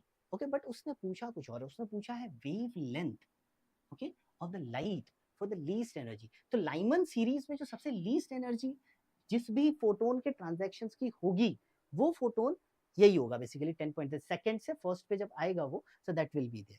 Okay but हमारे पास energy, so this energy difference basically this is nothing but delta E is equals to 10.2 electron volt ले लेते हैं and then delta E is equals to h nu, but again हमें lambda चाहिए, तो h c divided by lambda is equals to 10.2 electron volt and lambda की value हमें निकालनी है. अच्छा HC की वैल्यू भी दे रखी है उसने, HC इज इक्वल्स टू, तो हमें H की वैल्यू अलग से, अदरवाइज आपको पता है H प्लैंक्स कांस्टेंट होते हैं and C is the speed of light, उनकी वैल्यूज आप पुट कर सकते थे, बट यहाँ पे दे रखी है उन्होंने values. So 1240 electron volt and nanometer is also given divided by lambda is equals to 10.2 electron volt. Okay so ये लैम्डा अगर उधर लेके जाएंगे, so this is 1240 electron volt and divided by 10.2 electron volt, तो ये कैंसिल हो जाएगा हमारे पास. ओके बचेगा नैनोमीटर 10.2, क्या आएगा आंसर, 124 122 आएगा. Okay this 122 will be your answer. Okay because ये बहुत दूर है, ये तो ज्यादा ही है, ये काफी कम है, सो 122 बिकॉज सी अगर मैं 122 मल्टीप्लाई करूंगा, सो 124 करने से एक्जैक्टली इतना आएगा. Okay so this will be your answer, 122 will be your answer. Okay so next one is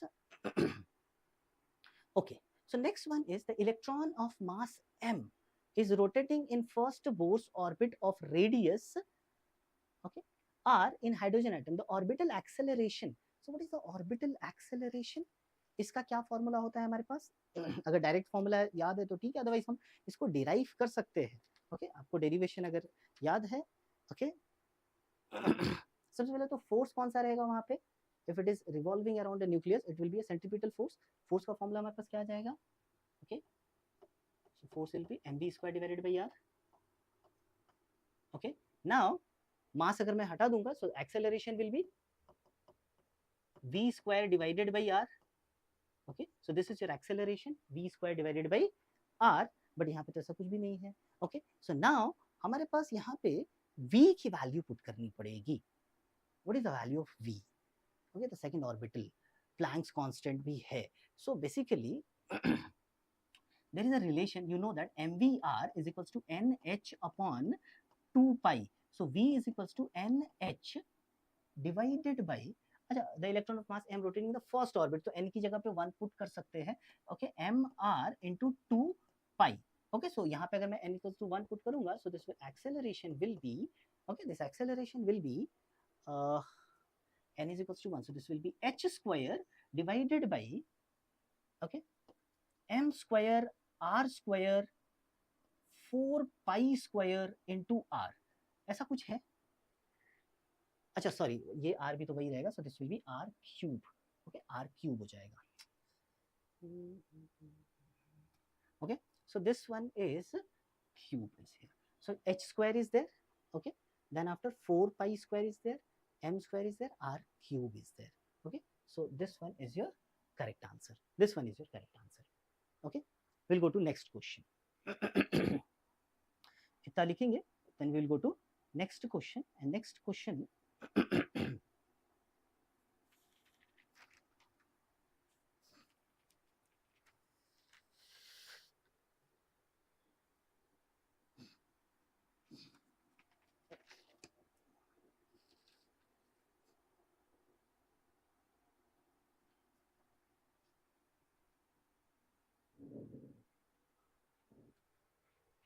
Okay, so we'll go to next question.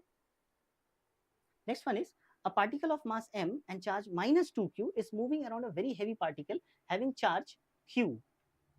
If Bohr's model is to be used, then the orbital velocity of mass m when it is nearest to the heavy particle is okay. ठीक है, orbital velocity हम कैसे निकालेंगे बच्चे? Okay, so orbital velocity, again velocity हमने एक फॉर्मूले से निकाला था. अगर हम यहाँ पे sorry okay, now let's see, question ये कह रहा है, particle of mass m and charge -2q is moving around a very heavy particle. See, there is a particle and इस heavy particle के चारों तरफ एक charge है उसका and mass है small m and charge is -2q. So this one is okay, moving around a heavy particle having a charge q. अच्छा, इसका charge है q. Okay, if the Bohr orbital is used, find the orbital. Okay, Bohr, ठीक है. So see, basically हम क्या करेंगे यहाँ पे, इन दोनों के बीच में जो force of attraction है, okay, the centripetal force जो इनको गोल घूमने के लिए लगेगा, that will be provided by electrostatic force of attraction, जो गोल हमारे पास घूम रहे हैं. Okay, so वो force हो जाएगा हमारे पास 1/4 pi epsilon naught q1 q2. So एक q रहेगा, एक -2q रहेगा, and divided by इनके बीच का distance r square is equals to हमारे पास अगला क्या आ जाएगा, अगर हम बात करेंगे, so the same force is mv square divided by r, the centripetal force. Okay, so this is your orbital velocity. इसको अगर हम simplify करेंगे, so you'll get the answer. Okay, but यहाँ पे 4 pi epsilon not नहीं है. Okay, and h आ रहा है, so h again अब हमें replace करना पड़ेगा. Okay, mv square so this one is ये तो आ ही जाएगा 2. अच्छा, यहाँ नेगेटिव हम अभी के लिए इग्नोर कर देंगे बिकॉज हमारे पास फोर्स के मैग्नीट्यूड ही चाहिए थे. देन 4 पाई एप्सिलॉन नॉट हो जाएगा and here r square will go, so r cancel and m v square r. See यहाँ पे हमें h लाना पड़ेगा, सो m v r is equals to nh upon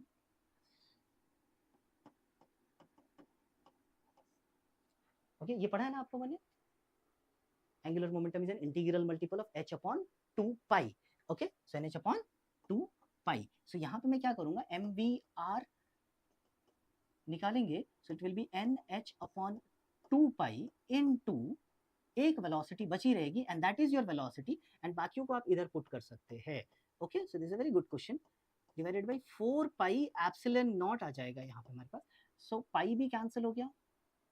yes, correct.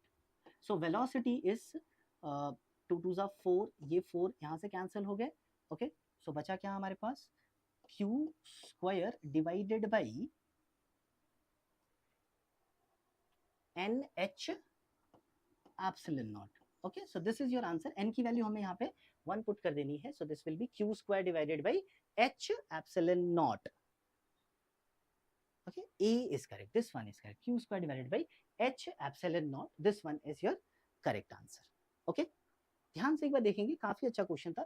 This one is because see यहाँ पे आपके पास only epsilon naught is there and pi नहीं था and H आ गया था वापस से. So for that आपको यहाँ से replace. Otherwise आप starting में भी velocity को H के terms में करके put कर सकते थे यहाँ से निकाल के. Okay. So we'll go to next question. So next question is the change in angular momentum of the electron when it jumps from fourth orbital to first orbital in a hydrogen atom. In an hydrogen atom, if electron is jumping from fourth orbital to first orbital, change in its angular momentum. Angular momentum का क्या formula होता है, अभी हमने देखा. Okay, Planck's constant h है, तो mv is equals to nh upon 2 pi. Okay, so if it is at fourth one, so it will be 4h upon 2 pi. And if it is at the first one, it will be h upon 2 pi and difference क्या आ जाएगा, difference ही पूछा, क्या पूछा है, let the change in angular momentum, या change in angular momentum तो यही आएगा. फिर 3h upon 2 pi, 3h upon 2 pi. okay, 2 नहीं है, हाँ ये सी यहाँ पे this one is 1.5 को अगर हम करेंगे 3/2 ही आने वाला है. okay, so this one will be 1.5 h upon pi आ जाएगा. this one is 1.5 h upon pi is there. okay, so ध्यान से देखेंगे इन क्वेश्चंस को. okay,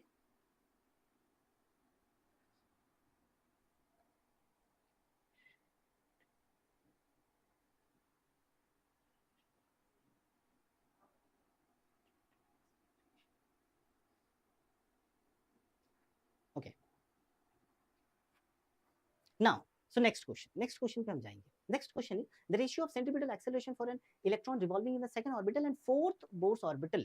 Okay, see, हमारे पास एक इलेक्ट्रॉन जो है वो n is equals to 2 में रिवॉल्व कर रहा है and second one is revolving in n is equals to 4.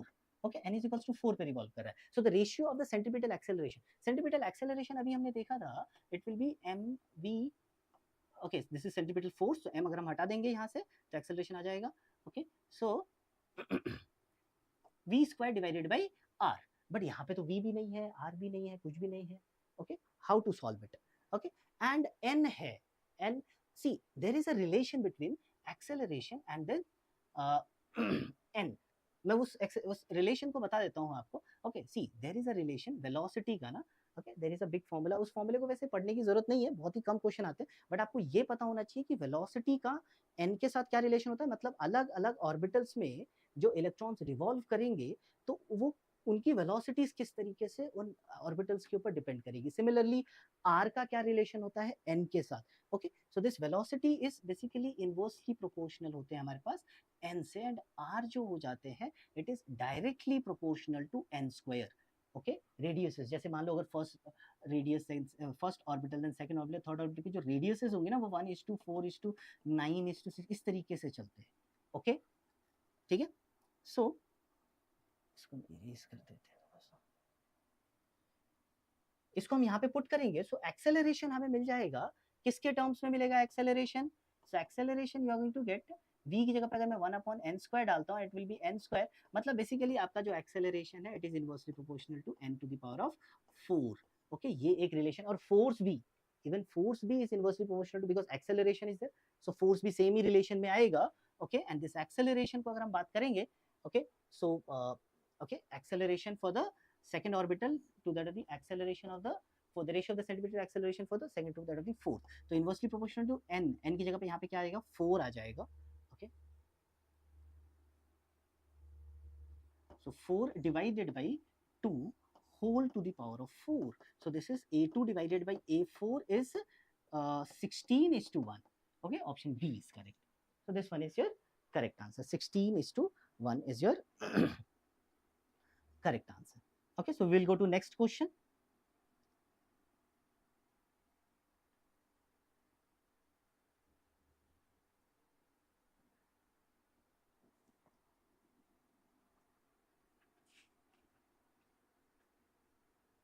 Okay, so we'll go to next question. Next question is, using Bohr's model, the orbital period of a electron in hydrogen atom in second orbit is. Okay, so second orbit में हमारे पास कौन सा पूछा उसने, orbital period. Orbital period is basically your time period only. Okay, so क्या formula हम निकाल सकते हैं इसका. Okay, so let's see, time period is basically your, okay, so time period is for the second orbital. Okay, so second orbital ka circumference and then after your velocity. Okay, so it is nothing but 2 pi r divided by velocity v. Okay, time period is 2 pi r divided by velocity v. Okay, but now यहाँ पे एक बात आप ध्यान देंगे जरा सा. Okay, everything is given in epsilon naught h m e. Okay, so अब यहाँ पे हमारे पास रिलेशंस पता होने चाहिए, अदरवाइज आप बिना रिलेशंस के नहीं निकाल पाएंगे. सो जो रिलेशंस है वो मैं यहाँ पे लिख देता हूँ and then after will put the values. Okay, so relations हमारे पास किसके, वेलोसिटी का रिलेशन आ जाएगा. Okay, and even R, and R का भी एक रिलेशन है. ये बोर्स ऑर्बिटल्स, बोर्स के जो पोस्टुलेट्स है वहीं से डिराइव होके आते हैं. एनर्जी वाला मैंने ऑलरेडी लिख दिया था आपको. आर का भी रिलेशन मैंने डायरेक्ट रिलेशन बताया था आपको, r is directly proportional to n square. And then this velocity का भी रिलेशन बताया था, inversely proportional to n square, inversely proportional to n हो जाएगा हमारे पास. Okay, so most of the questions तो उससे ही बन जाते हैं, बट अभी ये क्वेश्चन है यहाँ पे हमें पुट करनी है वैल्यूज. ओके, तो यहाँ पे हमारे पास जो वैल्यूज आएंगी वो हमारे पास रहेगा is E square divided by 2 epsilon naught n h. Okay, and r की जो वैल्यूज है it is epsilon naught n square, okay, h square divided by pi m e square. Okay, so this is a relation. अगर इन दोनों relation को मैं यहाँ पे पुट करूंगा, ओके, सो लेट्स सी क्या आता है यहाँ पे। 2 पाई इंटू आर, आर की वैल्यूज अगर हम यहाँ पे डालेंगे that is epsilon not n square h square divided by pi m e square, and velocity अगर हम डालेंगे सो this is e square into, okay, ये आ जाएगा 2 epsilon not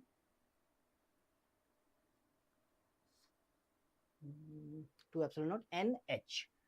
okay, so let's सी क्या क्या कैंसिल होगा यहाँ से और क्या क्या रहेगा। सो पाई से पाई की वैल्यू तो कैंसिल हो रही है, बट ओके, और कुछ कैंसिल हो रहा है हमारे पास यहाँ पे।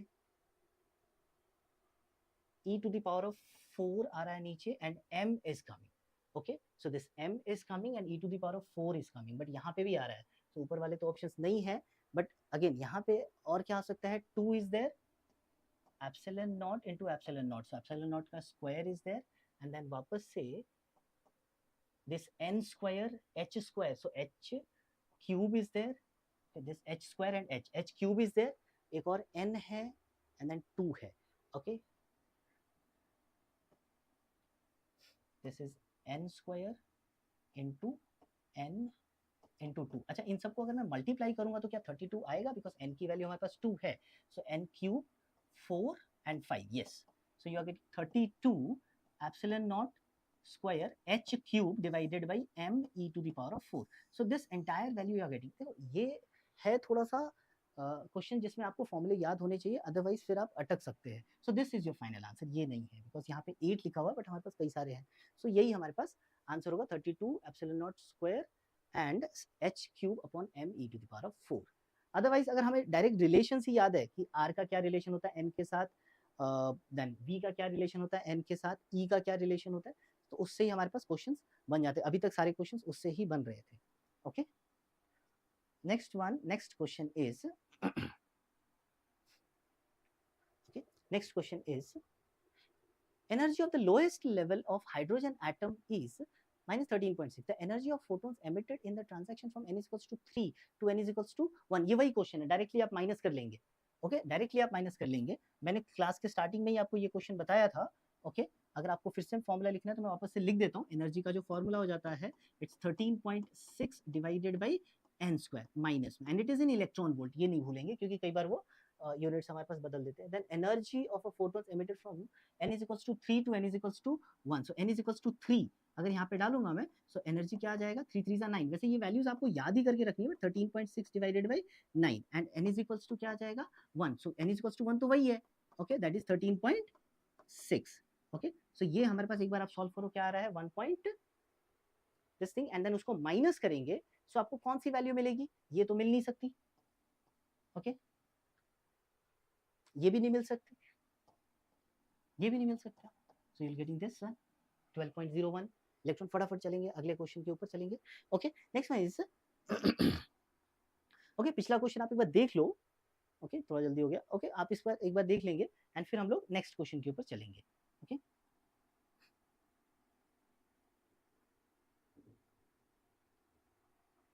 ठीक, सो will see next one is the acceleration of an electron in the first orbital is proportional to। acceleration की proportionality किस तरीके से आती है। ओके, एक्सेलरेशन की ये अभी जस्ट क्वेश्चन किया था, वहां से डायरेक्ट प्रोपोर्शनैलिटी हम निकाल सकते हैं उसी फॉर्मूले से। ओके, वापस से मैं उस फॉर्मूले को लिख देता हूँ। Acceleration is equals to okay v square divided by r। Okay, acceleration is directly proportional to v square divided by r। Okay, तो ये किसके किसके साथ प्रोपोर्शनल है, यहाँ पे अगर आप देखेंगे यहाँ पे क्या, पिछला क्वेश्चन देख लेते एक बार, देखो एक बार यहाँ पे एक्सेलरेशन निकाला था हम लोगों ने, कहाँ गया वो एक्सेलरेशन। ओके, अच्छा एक्सेलरेशन में हम लोगों ने डायरेक्ट ये निकाला था। ओके, नो प्रॉब्लम, ठीक है, तो एक्सेलरेशन में वापस से हमें फॉर्मूले को लिखना पड़ेगा। ओके, ठीक है, कोई दिक्कत नहीं। सो एक्सेलरेशन हमारे पास अगर हम यहाँ पे देखेंगे ध्यान से, so v square divided by r है। ओके, v की वैल्यू पुट करो जरा सा, v की वैल्यू पुट करो। v की वैल्यू हमारे पास पुट करने के लिए एक ही formula, that is mv r is equals to nh upon 2 pi. First orbital की बात हो रही है, n की वैल्यू हम क्या करेंगे, यहाँ से 1 लिख देंगे, first Bohr's orbital. So h divided by okay m r into 2 pi. So this one is acceleration is equals to h square divided by m square into r square into 4 pi square into r. So basically acceleration किसके किसकी proportionality, एक तो h square की proportionality आ गया, क्या क्या दिया है यहाँ पे, मास दिया है, h दिया है, r दिया है, ओके। फिर इनवर्स प्रोपोर्शनलिटी आ रहा है हमारे पास r क्यूब के, दिख रहा है r क्यूब, और इनवर्स प्रोपोर्शनलिटी आ रहा है हमारे पास m स्क्वायर। सो इस तरह का कुछ है, m square r cube h square, this one is your relation, okay, this one is your relation, okay. Okay, next one. So next one is the angular momentum of an electron of an hydrogen atom is 2h upon pi. The energy of this electron will be, अच्छा, angular momentum दिया हुआ है 2h upon pi. इसका मतलब क्या होता है, पहले आप ये पता लगाओ कि वो कौन से ऑर्बिटल में है। बेसिकली एंगुलर मोमेंटम का क्या फॉर्मूला हो जाता है हमारे पास, integral multiple of h upon 2 pi, यही एंगुलर मोमेंटम है, ओके। बट ये फिलहाल दे रखा है उन्होंने 2h divided by pi, so h pi से अगर हम कैंसिल करेंगे so n is equals to basically क्या आ जाएगा 4, मतलब आप फोर्थ ऑर्बिटल में, और फोर्थ ऑर्बिटल में क्या हो जाता है energy 0.85, okay. So this one is correct, 0.85।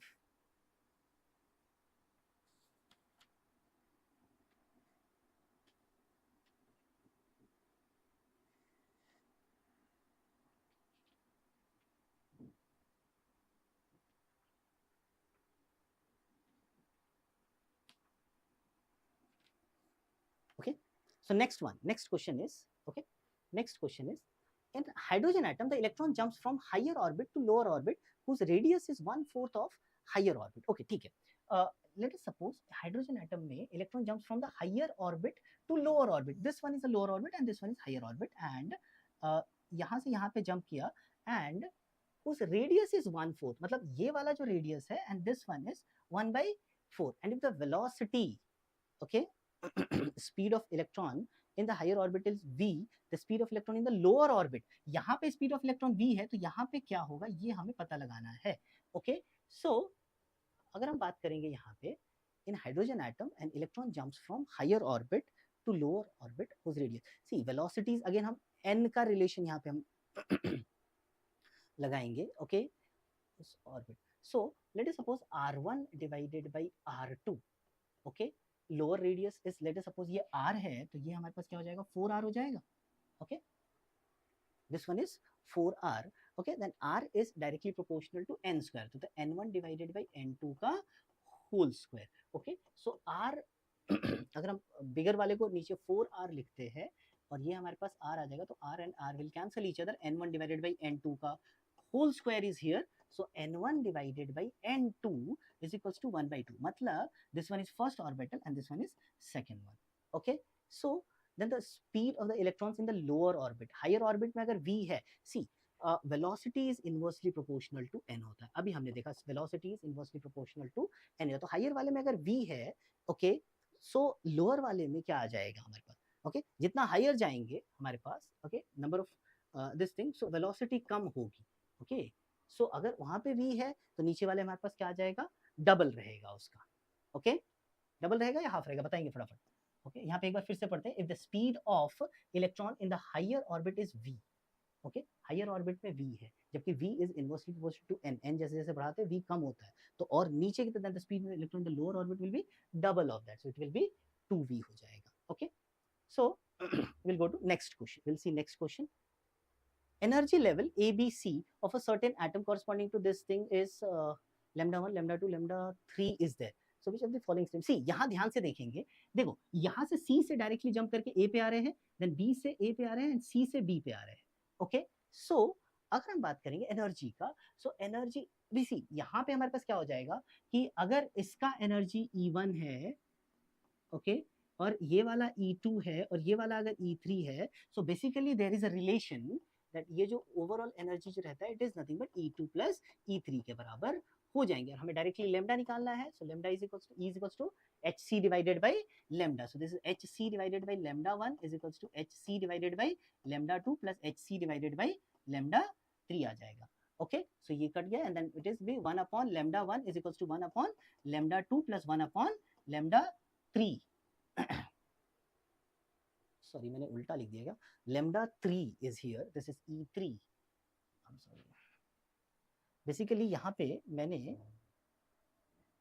see this one is λ3, okay, so this one should be E3 and this one should be E2 and this one should be E1, so E1 E3 is equals to, यहाँ पे ये E3 आ जाएगा, E2 and E1 आ जाएगा, okay, so this is λ1 आ जाएगा, λ2 and this one is λ3 आ जाएंगे, so λ3 is equals to, आप इसको अगर सॉल्व करेंगे so λ2 λ3 divided by λ1, sorry, divided by λ1 plus λ2 आ जाएगा, so this is your final answer, option B is correct, okay, so this one is your option B is correct, okay. Now next question, so we'll go to next question. Linear momentum of an electron in Bohr's orbit of hydrogen atom is proportional to, see linear momentum का formula होता है mv r, linear momentum of Bohr's orbit of a hydrogen atom is proportional to, okay, तो ये किसके proportional होगा, linear momentum का पहले हम फॉर्मूला लिखेंगे एंड देन आफ्टर देखेंगे कि ये प्रोपोर्शनल किसके हो रहा है, linear momentum is mass into, okay एक मिनट जाओ, okay let me clear everything, okay, so linear momentum of an electron in Bohr's orbit, okay, is proportional to,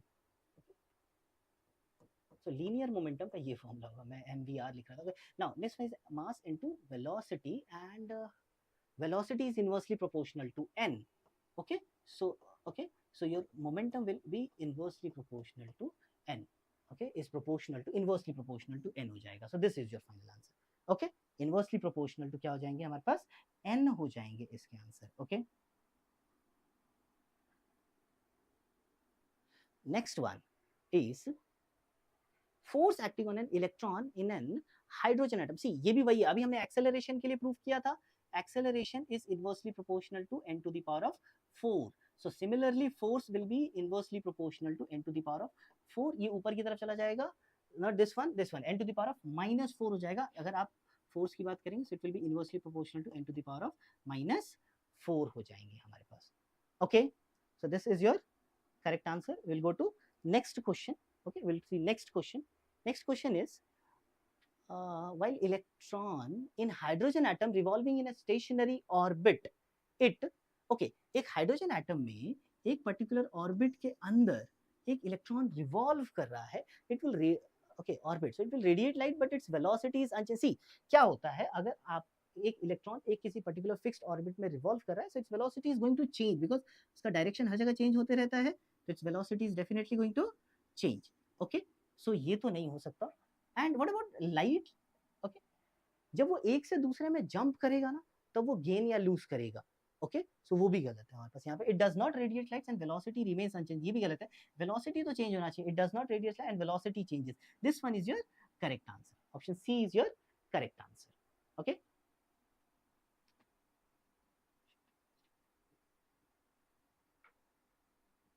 Okay, so next question is the ratio of the velocity of electron in the first Bohr's orbit to that of the second Bohr's orbit of hydrogen atom. See, velocity is inversely proportional to n. हमने अभी देखा velocity is inversely proportional to n. Velocity क्या हो जाता है हमारे पास? Inversely proportional to n. तो ये बहुत simple question. The ratio of the velocity of electron in the first orbit. तो first orbit में ज़्यादा रहेगा, second orbit में हमारे पास क्या रहेंगे? कम रहेंगे. So it will be 2:1 हो जाएगा हमारे पास. So this will be 2:1 is your answer. Okay,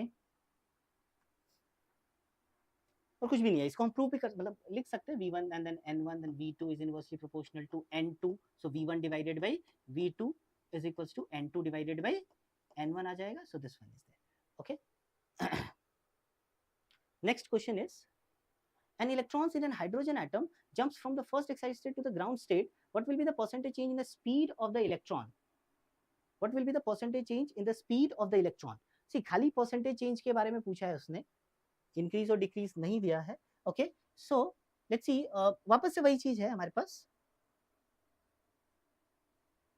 what will be the percentage speed of the electron. So see अगर वो हमारे पास फर्स्ट शेल है और यहाँ पे हमारे पास ये सेकंड शेल है उसका, okay, will be percentage change in the speed of electron. So let's सी, यहाँ पे मैं बहुत अगर हम बहुत सिंपली भी देखा, अभी पिछला क्वेश्चन देखा, उसके पहले भी हमने 2 क्वेश्चंस देखे थे, ऐसा ही था ओके अगर यहाँ पे हमारे पास वेलोसिटी मान लो v है, so this will be double of v.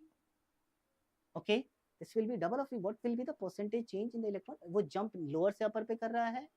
okay electron is jumping from first excited state to the ground state, ऊपर से नीचे आ रहा है. अच्छा एक बात आप हमेशा ध्यान में रखेंगे, चेंज जो है ना, चेंज जो है मैथ्स का ये बहुत सिंपल एक कॉन्सेप्ट है, चेंज जो है हमेशा हम इनिशियल वैल्यू के रेस्पेक्ट में निकालते हैं, याद रखेंगे इस बात को आप हमेशा.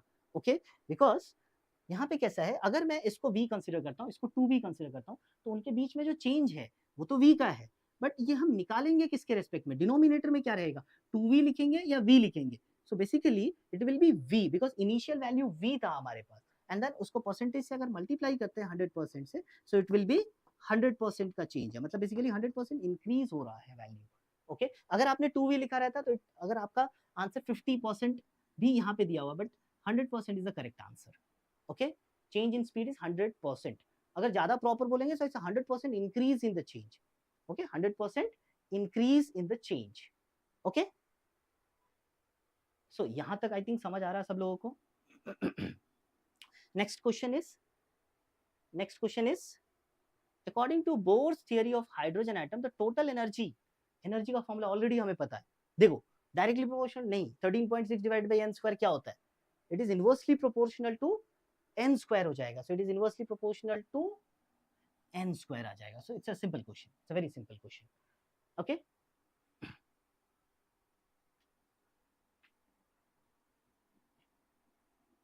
okay next question is when an electron is excited from its fourth orbital to the fifth stationary with a change in angular momentum. okay again वही क्वेश्चन आ गया, फोर्थ से फिफ्थ पे आप जा रहे हो. सो एंगुलर मोमेंटम की बात हो रही है. Angular momentum is an integral multiple of h upon 2 pi. So 5h okay so 5h upon 2 pi, fourth से फिफ्थ जा रहे हैं ना. Okay and then after 4h upon 2 pi. So दोनों को अगर मैं माइनस करूंगा so it is nothing but h upon 2 pi is there. Okay values put करनी है. So what is the value of h, given भी है, आपको याद भी होना चाहिए. Okay so 6.63 into 10 raised to the power of minus 34 joule second, unit भी याद होनी चाहिए आपको. And 2 into pi, pi is 3.14 अगर मैं यहाँ पे मल्टीप्लाई करूंगा, सी ये तो आंसर नहीं हो सकते, ये सॉरी ये 3 2 6 होगा ना, ये नहीं हो सकता, ये भी नहीं हो सकता, ये तो हो ही नहीं सकता बिल्कुल. Okay so this one is your correct answer 1 because 3 2 6 and approximately, यहाँ पे भी शायद अप्रोक्सीमेटली लिखा हुआ उन्होंने. यस यहाँ पे भी उन्होंने अप्रोक्सीमेटली लिखा हुआ 1 पॉइंट समथिंग आएगा. सो this is your final correct answer. Okay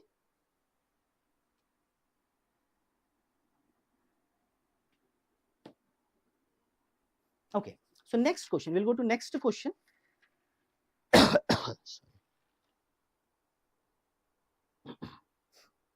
okay we'll go to next question.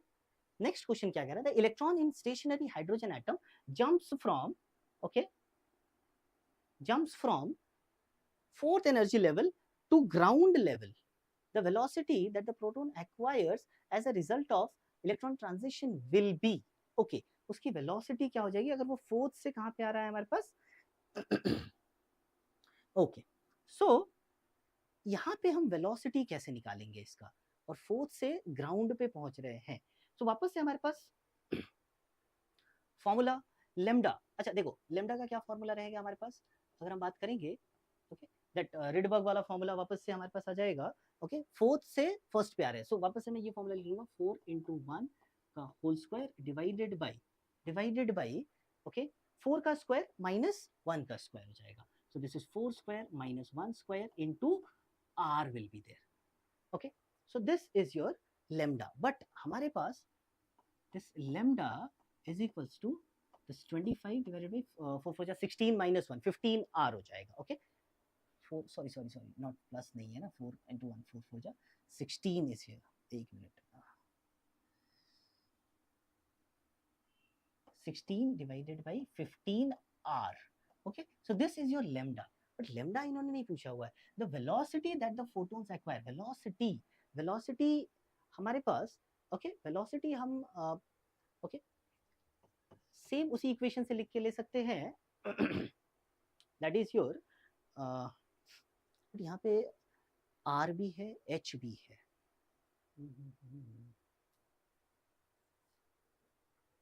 Okay, let's see. एक minute. E is equals to h nu hc by lambda. This is one relation, and another relation is, because हमारे पास E भी तो नहीं चाहिए, E is equals to, there is one more formula, mc square. Okay, so if we equate both of them, आ जाएगा answer, because mass is, yes, we'll get the answer. Okay, now h is there, okay, and then c is there. Lambda is 16 upon 15 r, and then this m c square. Okay, so एक c से एक c cut जाएगा, and this is your answer. एक को एक तरफ लेंगे, hopefully we will get the answer. Okay, 15 r h divided by 16 m is there. Okay, 15 r h divided by 16 m is there. So this D is your final answer. Okay, we'll go to next question. Okay,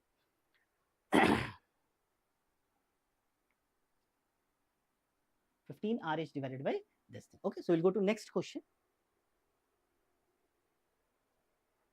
Next one is a radioactive nuclei. Okay, so uranium is given 238 and 92. Okay, so we'll see. Decays to 206, 82. So in the nuclear reaction, number of alpha and beta decay. Okay, number of alpha and beta decay. फटाफट देखेंगे alpha का मतलब क्या होता है. Alpha मतलब होता है हीलियम का न्यूक्लियस. इसका okay, this helium basically, okay, it is having a mass number of 4 and atomic number of 2. एक अल्फा डीके अगर हुआ, okay, तो मास नंबर का 4 वेरिएशन में माइनस में जाते हैं, एंड एटॉमिक नंबर से 2 माइनस में जाते हैं. But what about beta? Beta is nothing but fast moving electron. So उसमें हमारे पास क्या हो जाएगा, एटॉमिक नंबर एक +1 हो जाते हैं. ओके, एंड मास नंबर पे कोई फर्क नहीं पड़ता है. तो इसीलिए यहाँ पे सी उन्होंने basically alpha and beta decay कराया हुआ है, और हमें वो फाइंड आउट करना है. तो सबसे पहले हम अल्फा डीके देखेंगे, because if you are going from this to this, okay, 206 and 82, so 238, okay, and 206 में कितने का डिफरेंस है? 32 का डिफरेंस है. एंड दिस 32 जो है कितने अल्फा पार्टिकल के डीके पे आया होगा? ओके, सो 8 अल्फा पार्टिकल्स के डीके पे आया होगा.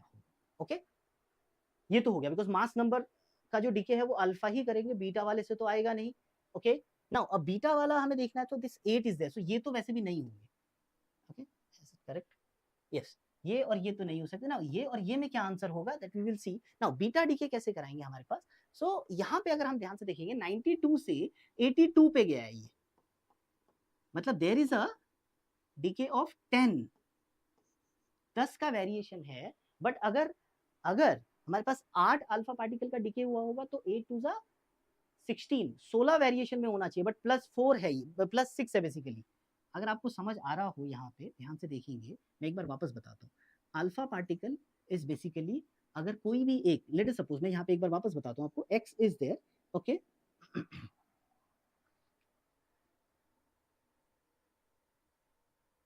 Okay, x is an element. Okay, इसका a and z is there.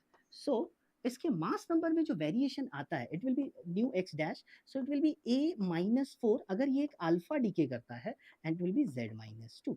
But यही वाला x अगर बीटा डीके करेगा, सो बीटा डीके की वजह से क्या होता है, this x is there and this a, so it will remain same, and z will become z+1. So this is your beta decay, and that is your alpha decay. वो ऊपर वाला alpha decay है, नीचे वाला हमारे पास क्या रहेगा, beta decay. So beta decay में ये एक बढ़ जाता है.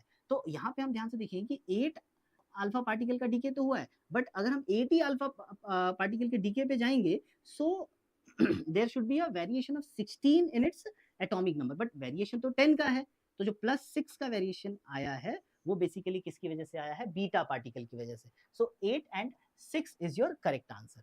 8 अल्फा पार्टिकल का डीके हुआ और 6 बीटा पार्टिकल का डीके हुआ. So this is your final answer. Okay, will go to next question. Go to next question. The isotopes of an original nucleus can be formed in a radioactive decay with an emission of following particle. Isotopes का मतलब क्या होता है आपको पता है? If an original, this thing is x value, okay? So isotopes means atoms of same element having same atomic number. Atomic number वापस same पहुंचना चाहिए, और mass number, okay, variation हो सकता है. ठीक है? So if this is an x, तो वापस ओके लेट्स सी, एक अल्फा पार्टिकल का डिके हुआ, एक एक करके हम देखेंगे इसका। अगर लेट अस सपोज एक अल्फा पार्टिकल डिके हुआ, okay this one is a, this one is Z. तो अगर एक अल्फा पार्टिकल डिके हुआ, सो दिस इज ए -4 हो जाएगा, एंड दिस इज जेड -2 हो जाएगा। एंड देन एक बीटा पार्टिकल वापस से डिके होता है, so means it will be some other this nucleus, and this will be, ये तो a -4 ही रहेगा, बट दिस इज z -2 + 1, तो ये तो -1 तक रह जाएगा। हमें पहुंचना था वापस z तक, तो ये तो नहीं हो सकते।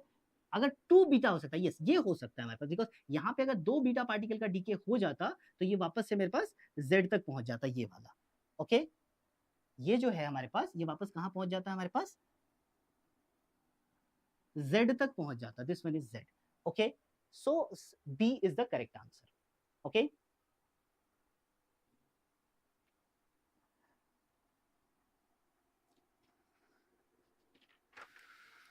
Okay so will go to next question.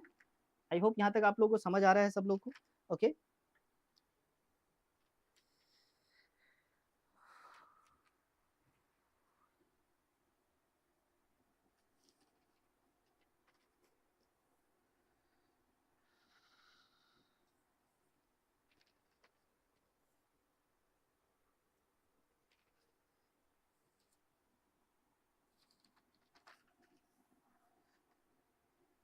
okay we'll see next question.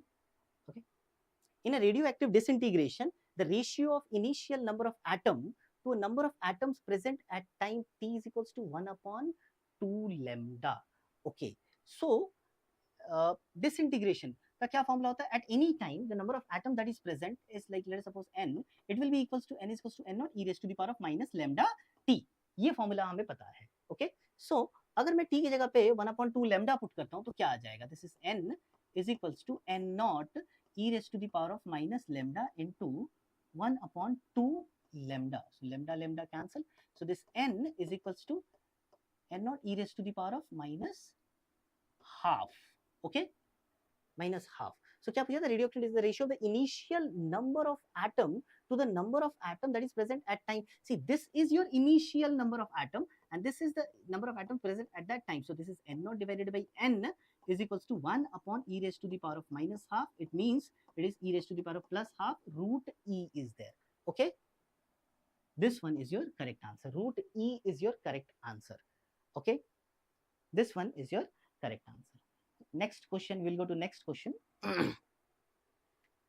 A radioactive sample has a half life of 5 years. The percentage of fraction decayed in 10 years will be. This is a very easy question. ये बहुत easy question है. Okay आप normally भी कर सकते हैं. Okay half life, number of half life भी calculate कर सकते हैं.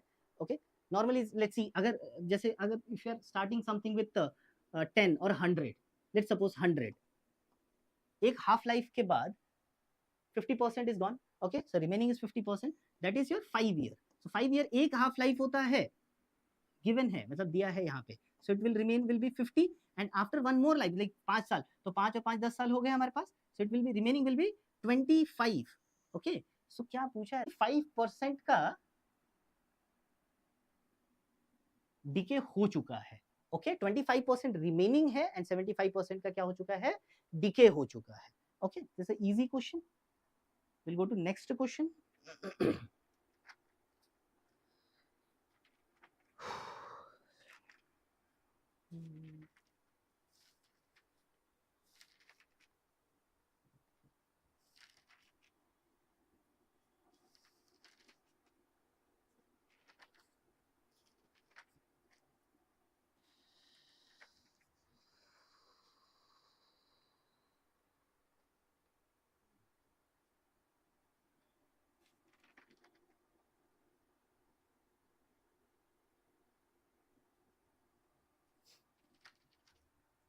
Okay so we'll go to next question. Next question is क्या दिया हुआ है हमारे पास, two radioactive nuclei A and B are with disintegration constant lambda A and lambda B. Initially Na and Nb are the number of nuclei in them. After how much time their undisintegrated nuclei are same.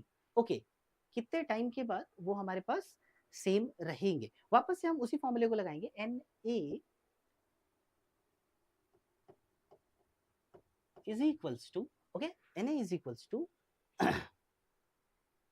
to radioactive nuclei in disintegration lambda A and lambda B, Na is equals to, let us suppose Na naught is the initial value and e raised to the power of minus lambda.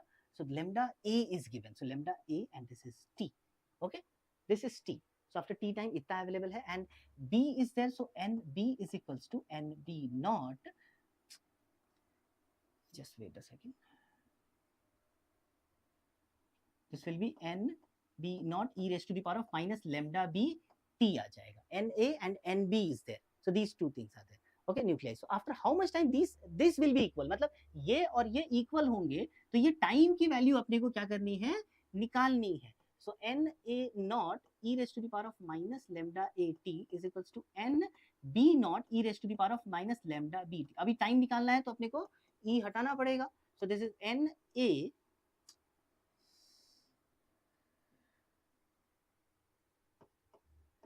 naught is the initial sample available. Okay, see Na and NB, so naught नहीं दिया, ठीक है, no problem.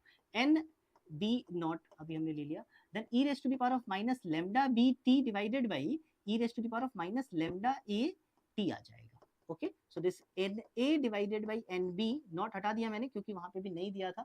Okay, this e raised to the power of minus lambda BT plus lambda AT हो जाएंगे हमारे पास. Okay, so this Na divided by N B is equals to e raised to the power of T हो जाएगा and then lambda A minus, एक minute, just sorry, okay, lambda A minus lambda B is there.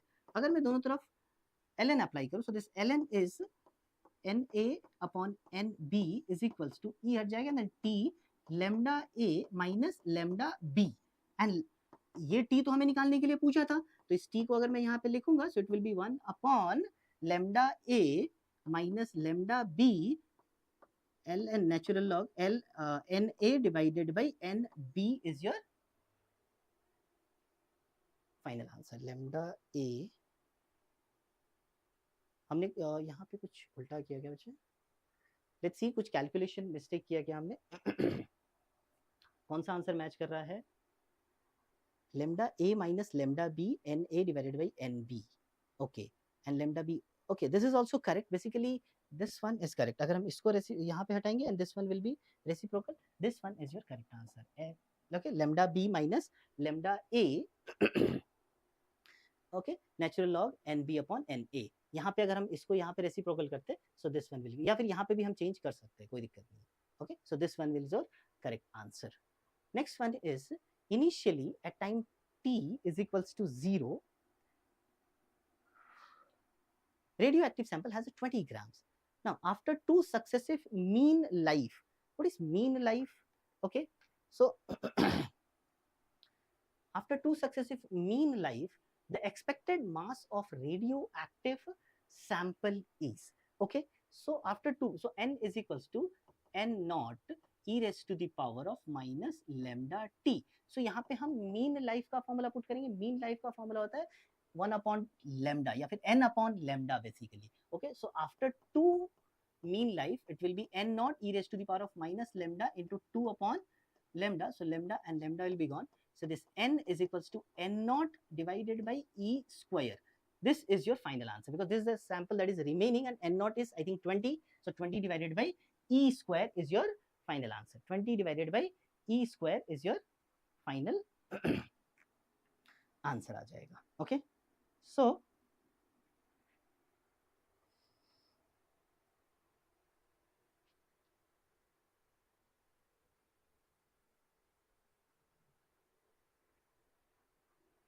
half-life of radioactive element is 1600 years. The fraction of sample remains undecayed after 6. ये भी बहुत simple question है. Half life is 1600. So you can calculate number of, see, आप ऐसे भी देख सकते हैं ना कि number of half life that is completed, okay, is 4 half life because 6400 में कितने half life completed. पिछला question भी ऐसे बना सकते थे या पिछले question के जैसा भी इसको बना सकते हैं. 4 half life completed. So number of samples that is remaining, number of samples that is remaining, कितना बचा रहेगा is equals to initially जहां से चालू किया था into 1/2 to the power of number of half life time. So एक बहुत ही simple formula है.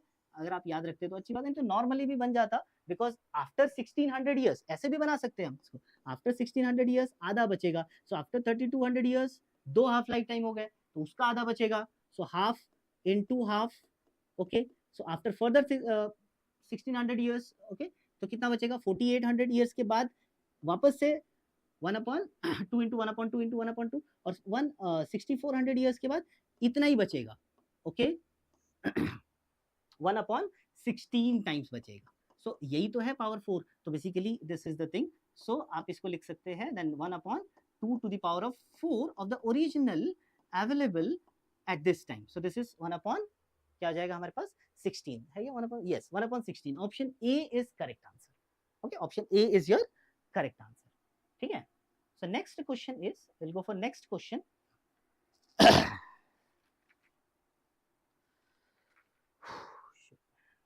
okay, so next question is here, in a Bohr's model an electron of mass m moves in a circular orbit around the proton, considering an orbiting electron is equivalent to tiny current loop, so when the electron is in the second orbit the magnetic movement of the loop is, okay, so magnetic movement का क्या formula होता है, okay, magnetic movement का क्या formula होता है, कुछ idea है जो आपको, okay,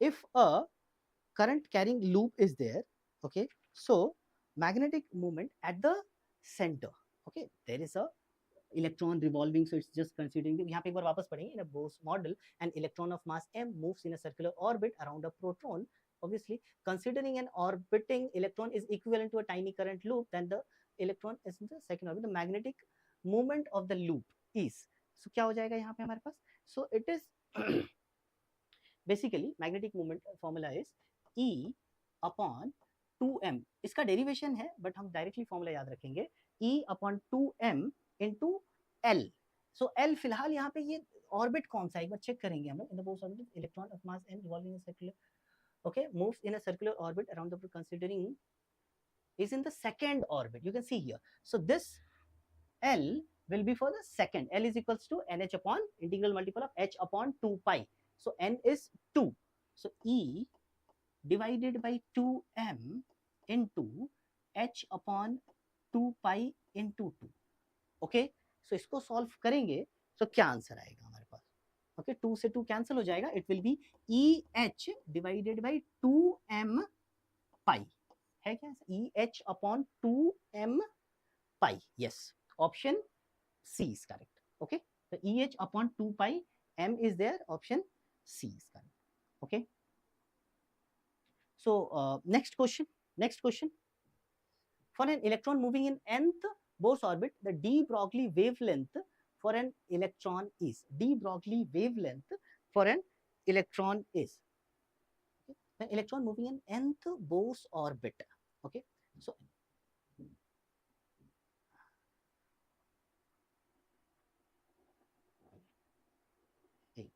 okay, sorry, so nth Bohr's orbit, okay, so de Broglie's wavelength for the electron is, क्या आएगा de Broglie wavelength for the electron, बताएंगे एक बार, okay, so वापस से वही formula, mvr is equals to nh upon 2 pi, mvr is equals to nh upon 2 pi integral multiple of h upon 2 pi, now de Broglie wavelength क्या था, de Broglie's, okay, wavelength is lambda is equals to h upon p, ये पिछले chapter का है, basically matter wave आप कहते हैं उसको, anything is moving with a velocity it will have a dual nature, you can say dual nature, okay, the particle is having dual nature, if particle moves with a certain velocity it will have a wave associated with it, और उस wave का हमारे पास wavelength is this one h upon p, so p की जगह पे अगर हम यहाँ पे लिखेंगे mass into velocity, and यही lambda निकालना है, बट ये हमारे पास mass into velocity हम यहाँ से कंसिडर करेंगे, तो nh divided by 2 pi r, okay, so यहाँ पे h divided by nh upon 2 pi r, so this is h into 2 pi r divided by nh, so h से h cancel हो जाएगा, this is 2 pi r divided by n, so this is your final answer, okay, 2 pi r divided by n is your final answer, so this is your final answer, this is your de Broglie's wavelength associated with this thing. Okay, so we'll go to next question. Next question is if the radius of the first Bohr's orbit, you can see if the radius of the first Bohr's orbit, then the de Broglie wavelength for the electron in the fourth orbit. ये भी पिछला ही question था शायद. Okay, यहाँ देखेंगे ध्यान से. Okay, so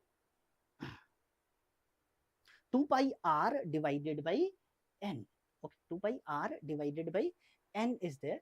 यहाँ पे क्या, if the radius of the first Bohr's orbit is r, okay, तो radius first वाले का r है, so then the de Broglie wavelength for the electron of the fourth orbit. See, यहाँ से आप de Broglie wavelength 2 pi r divided by n है, यही वाला वापस से लिखेंगे 2 pi r divided by n है, but this is for fourth orbit. So for fourth orbit नीचे तो n की वैल्यू क्या हो जाएगी, 4 हो जाएगी, एंड ऊपर में भी हमारे पास रेडियस फोर्थ वाले का लेना है, बट ये तो फर्स्ट वाले का दिया हुआ है. अभी हमने बताया था radius is directly proportional to n square हो जाएगा. So this is okay, so 2 pi into 16r divided by 4. So 4 4 जा 16, 4 2 जा 8 pi r is there. So this is 8 pi r. Option C is correct.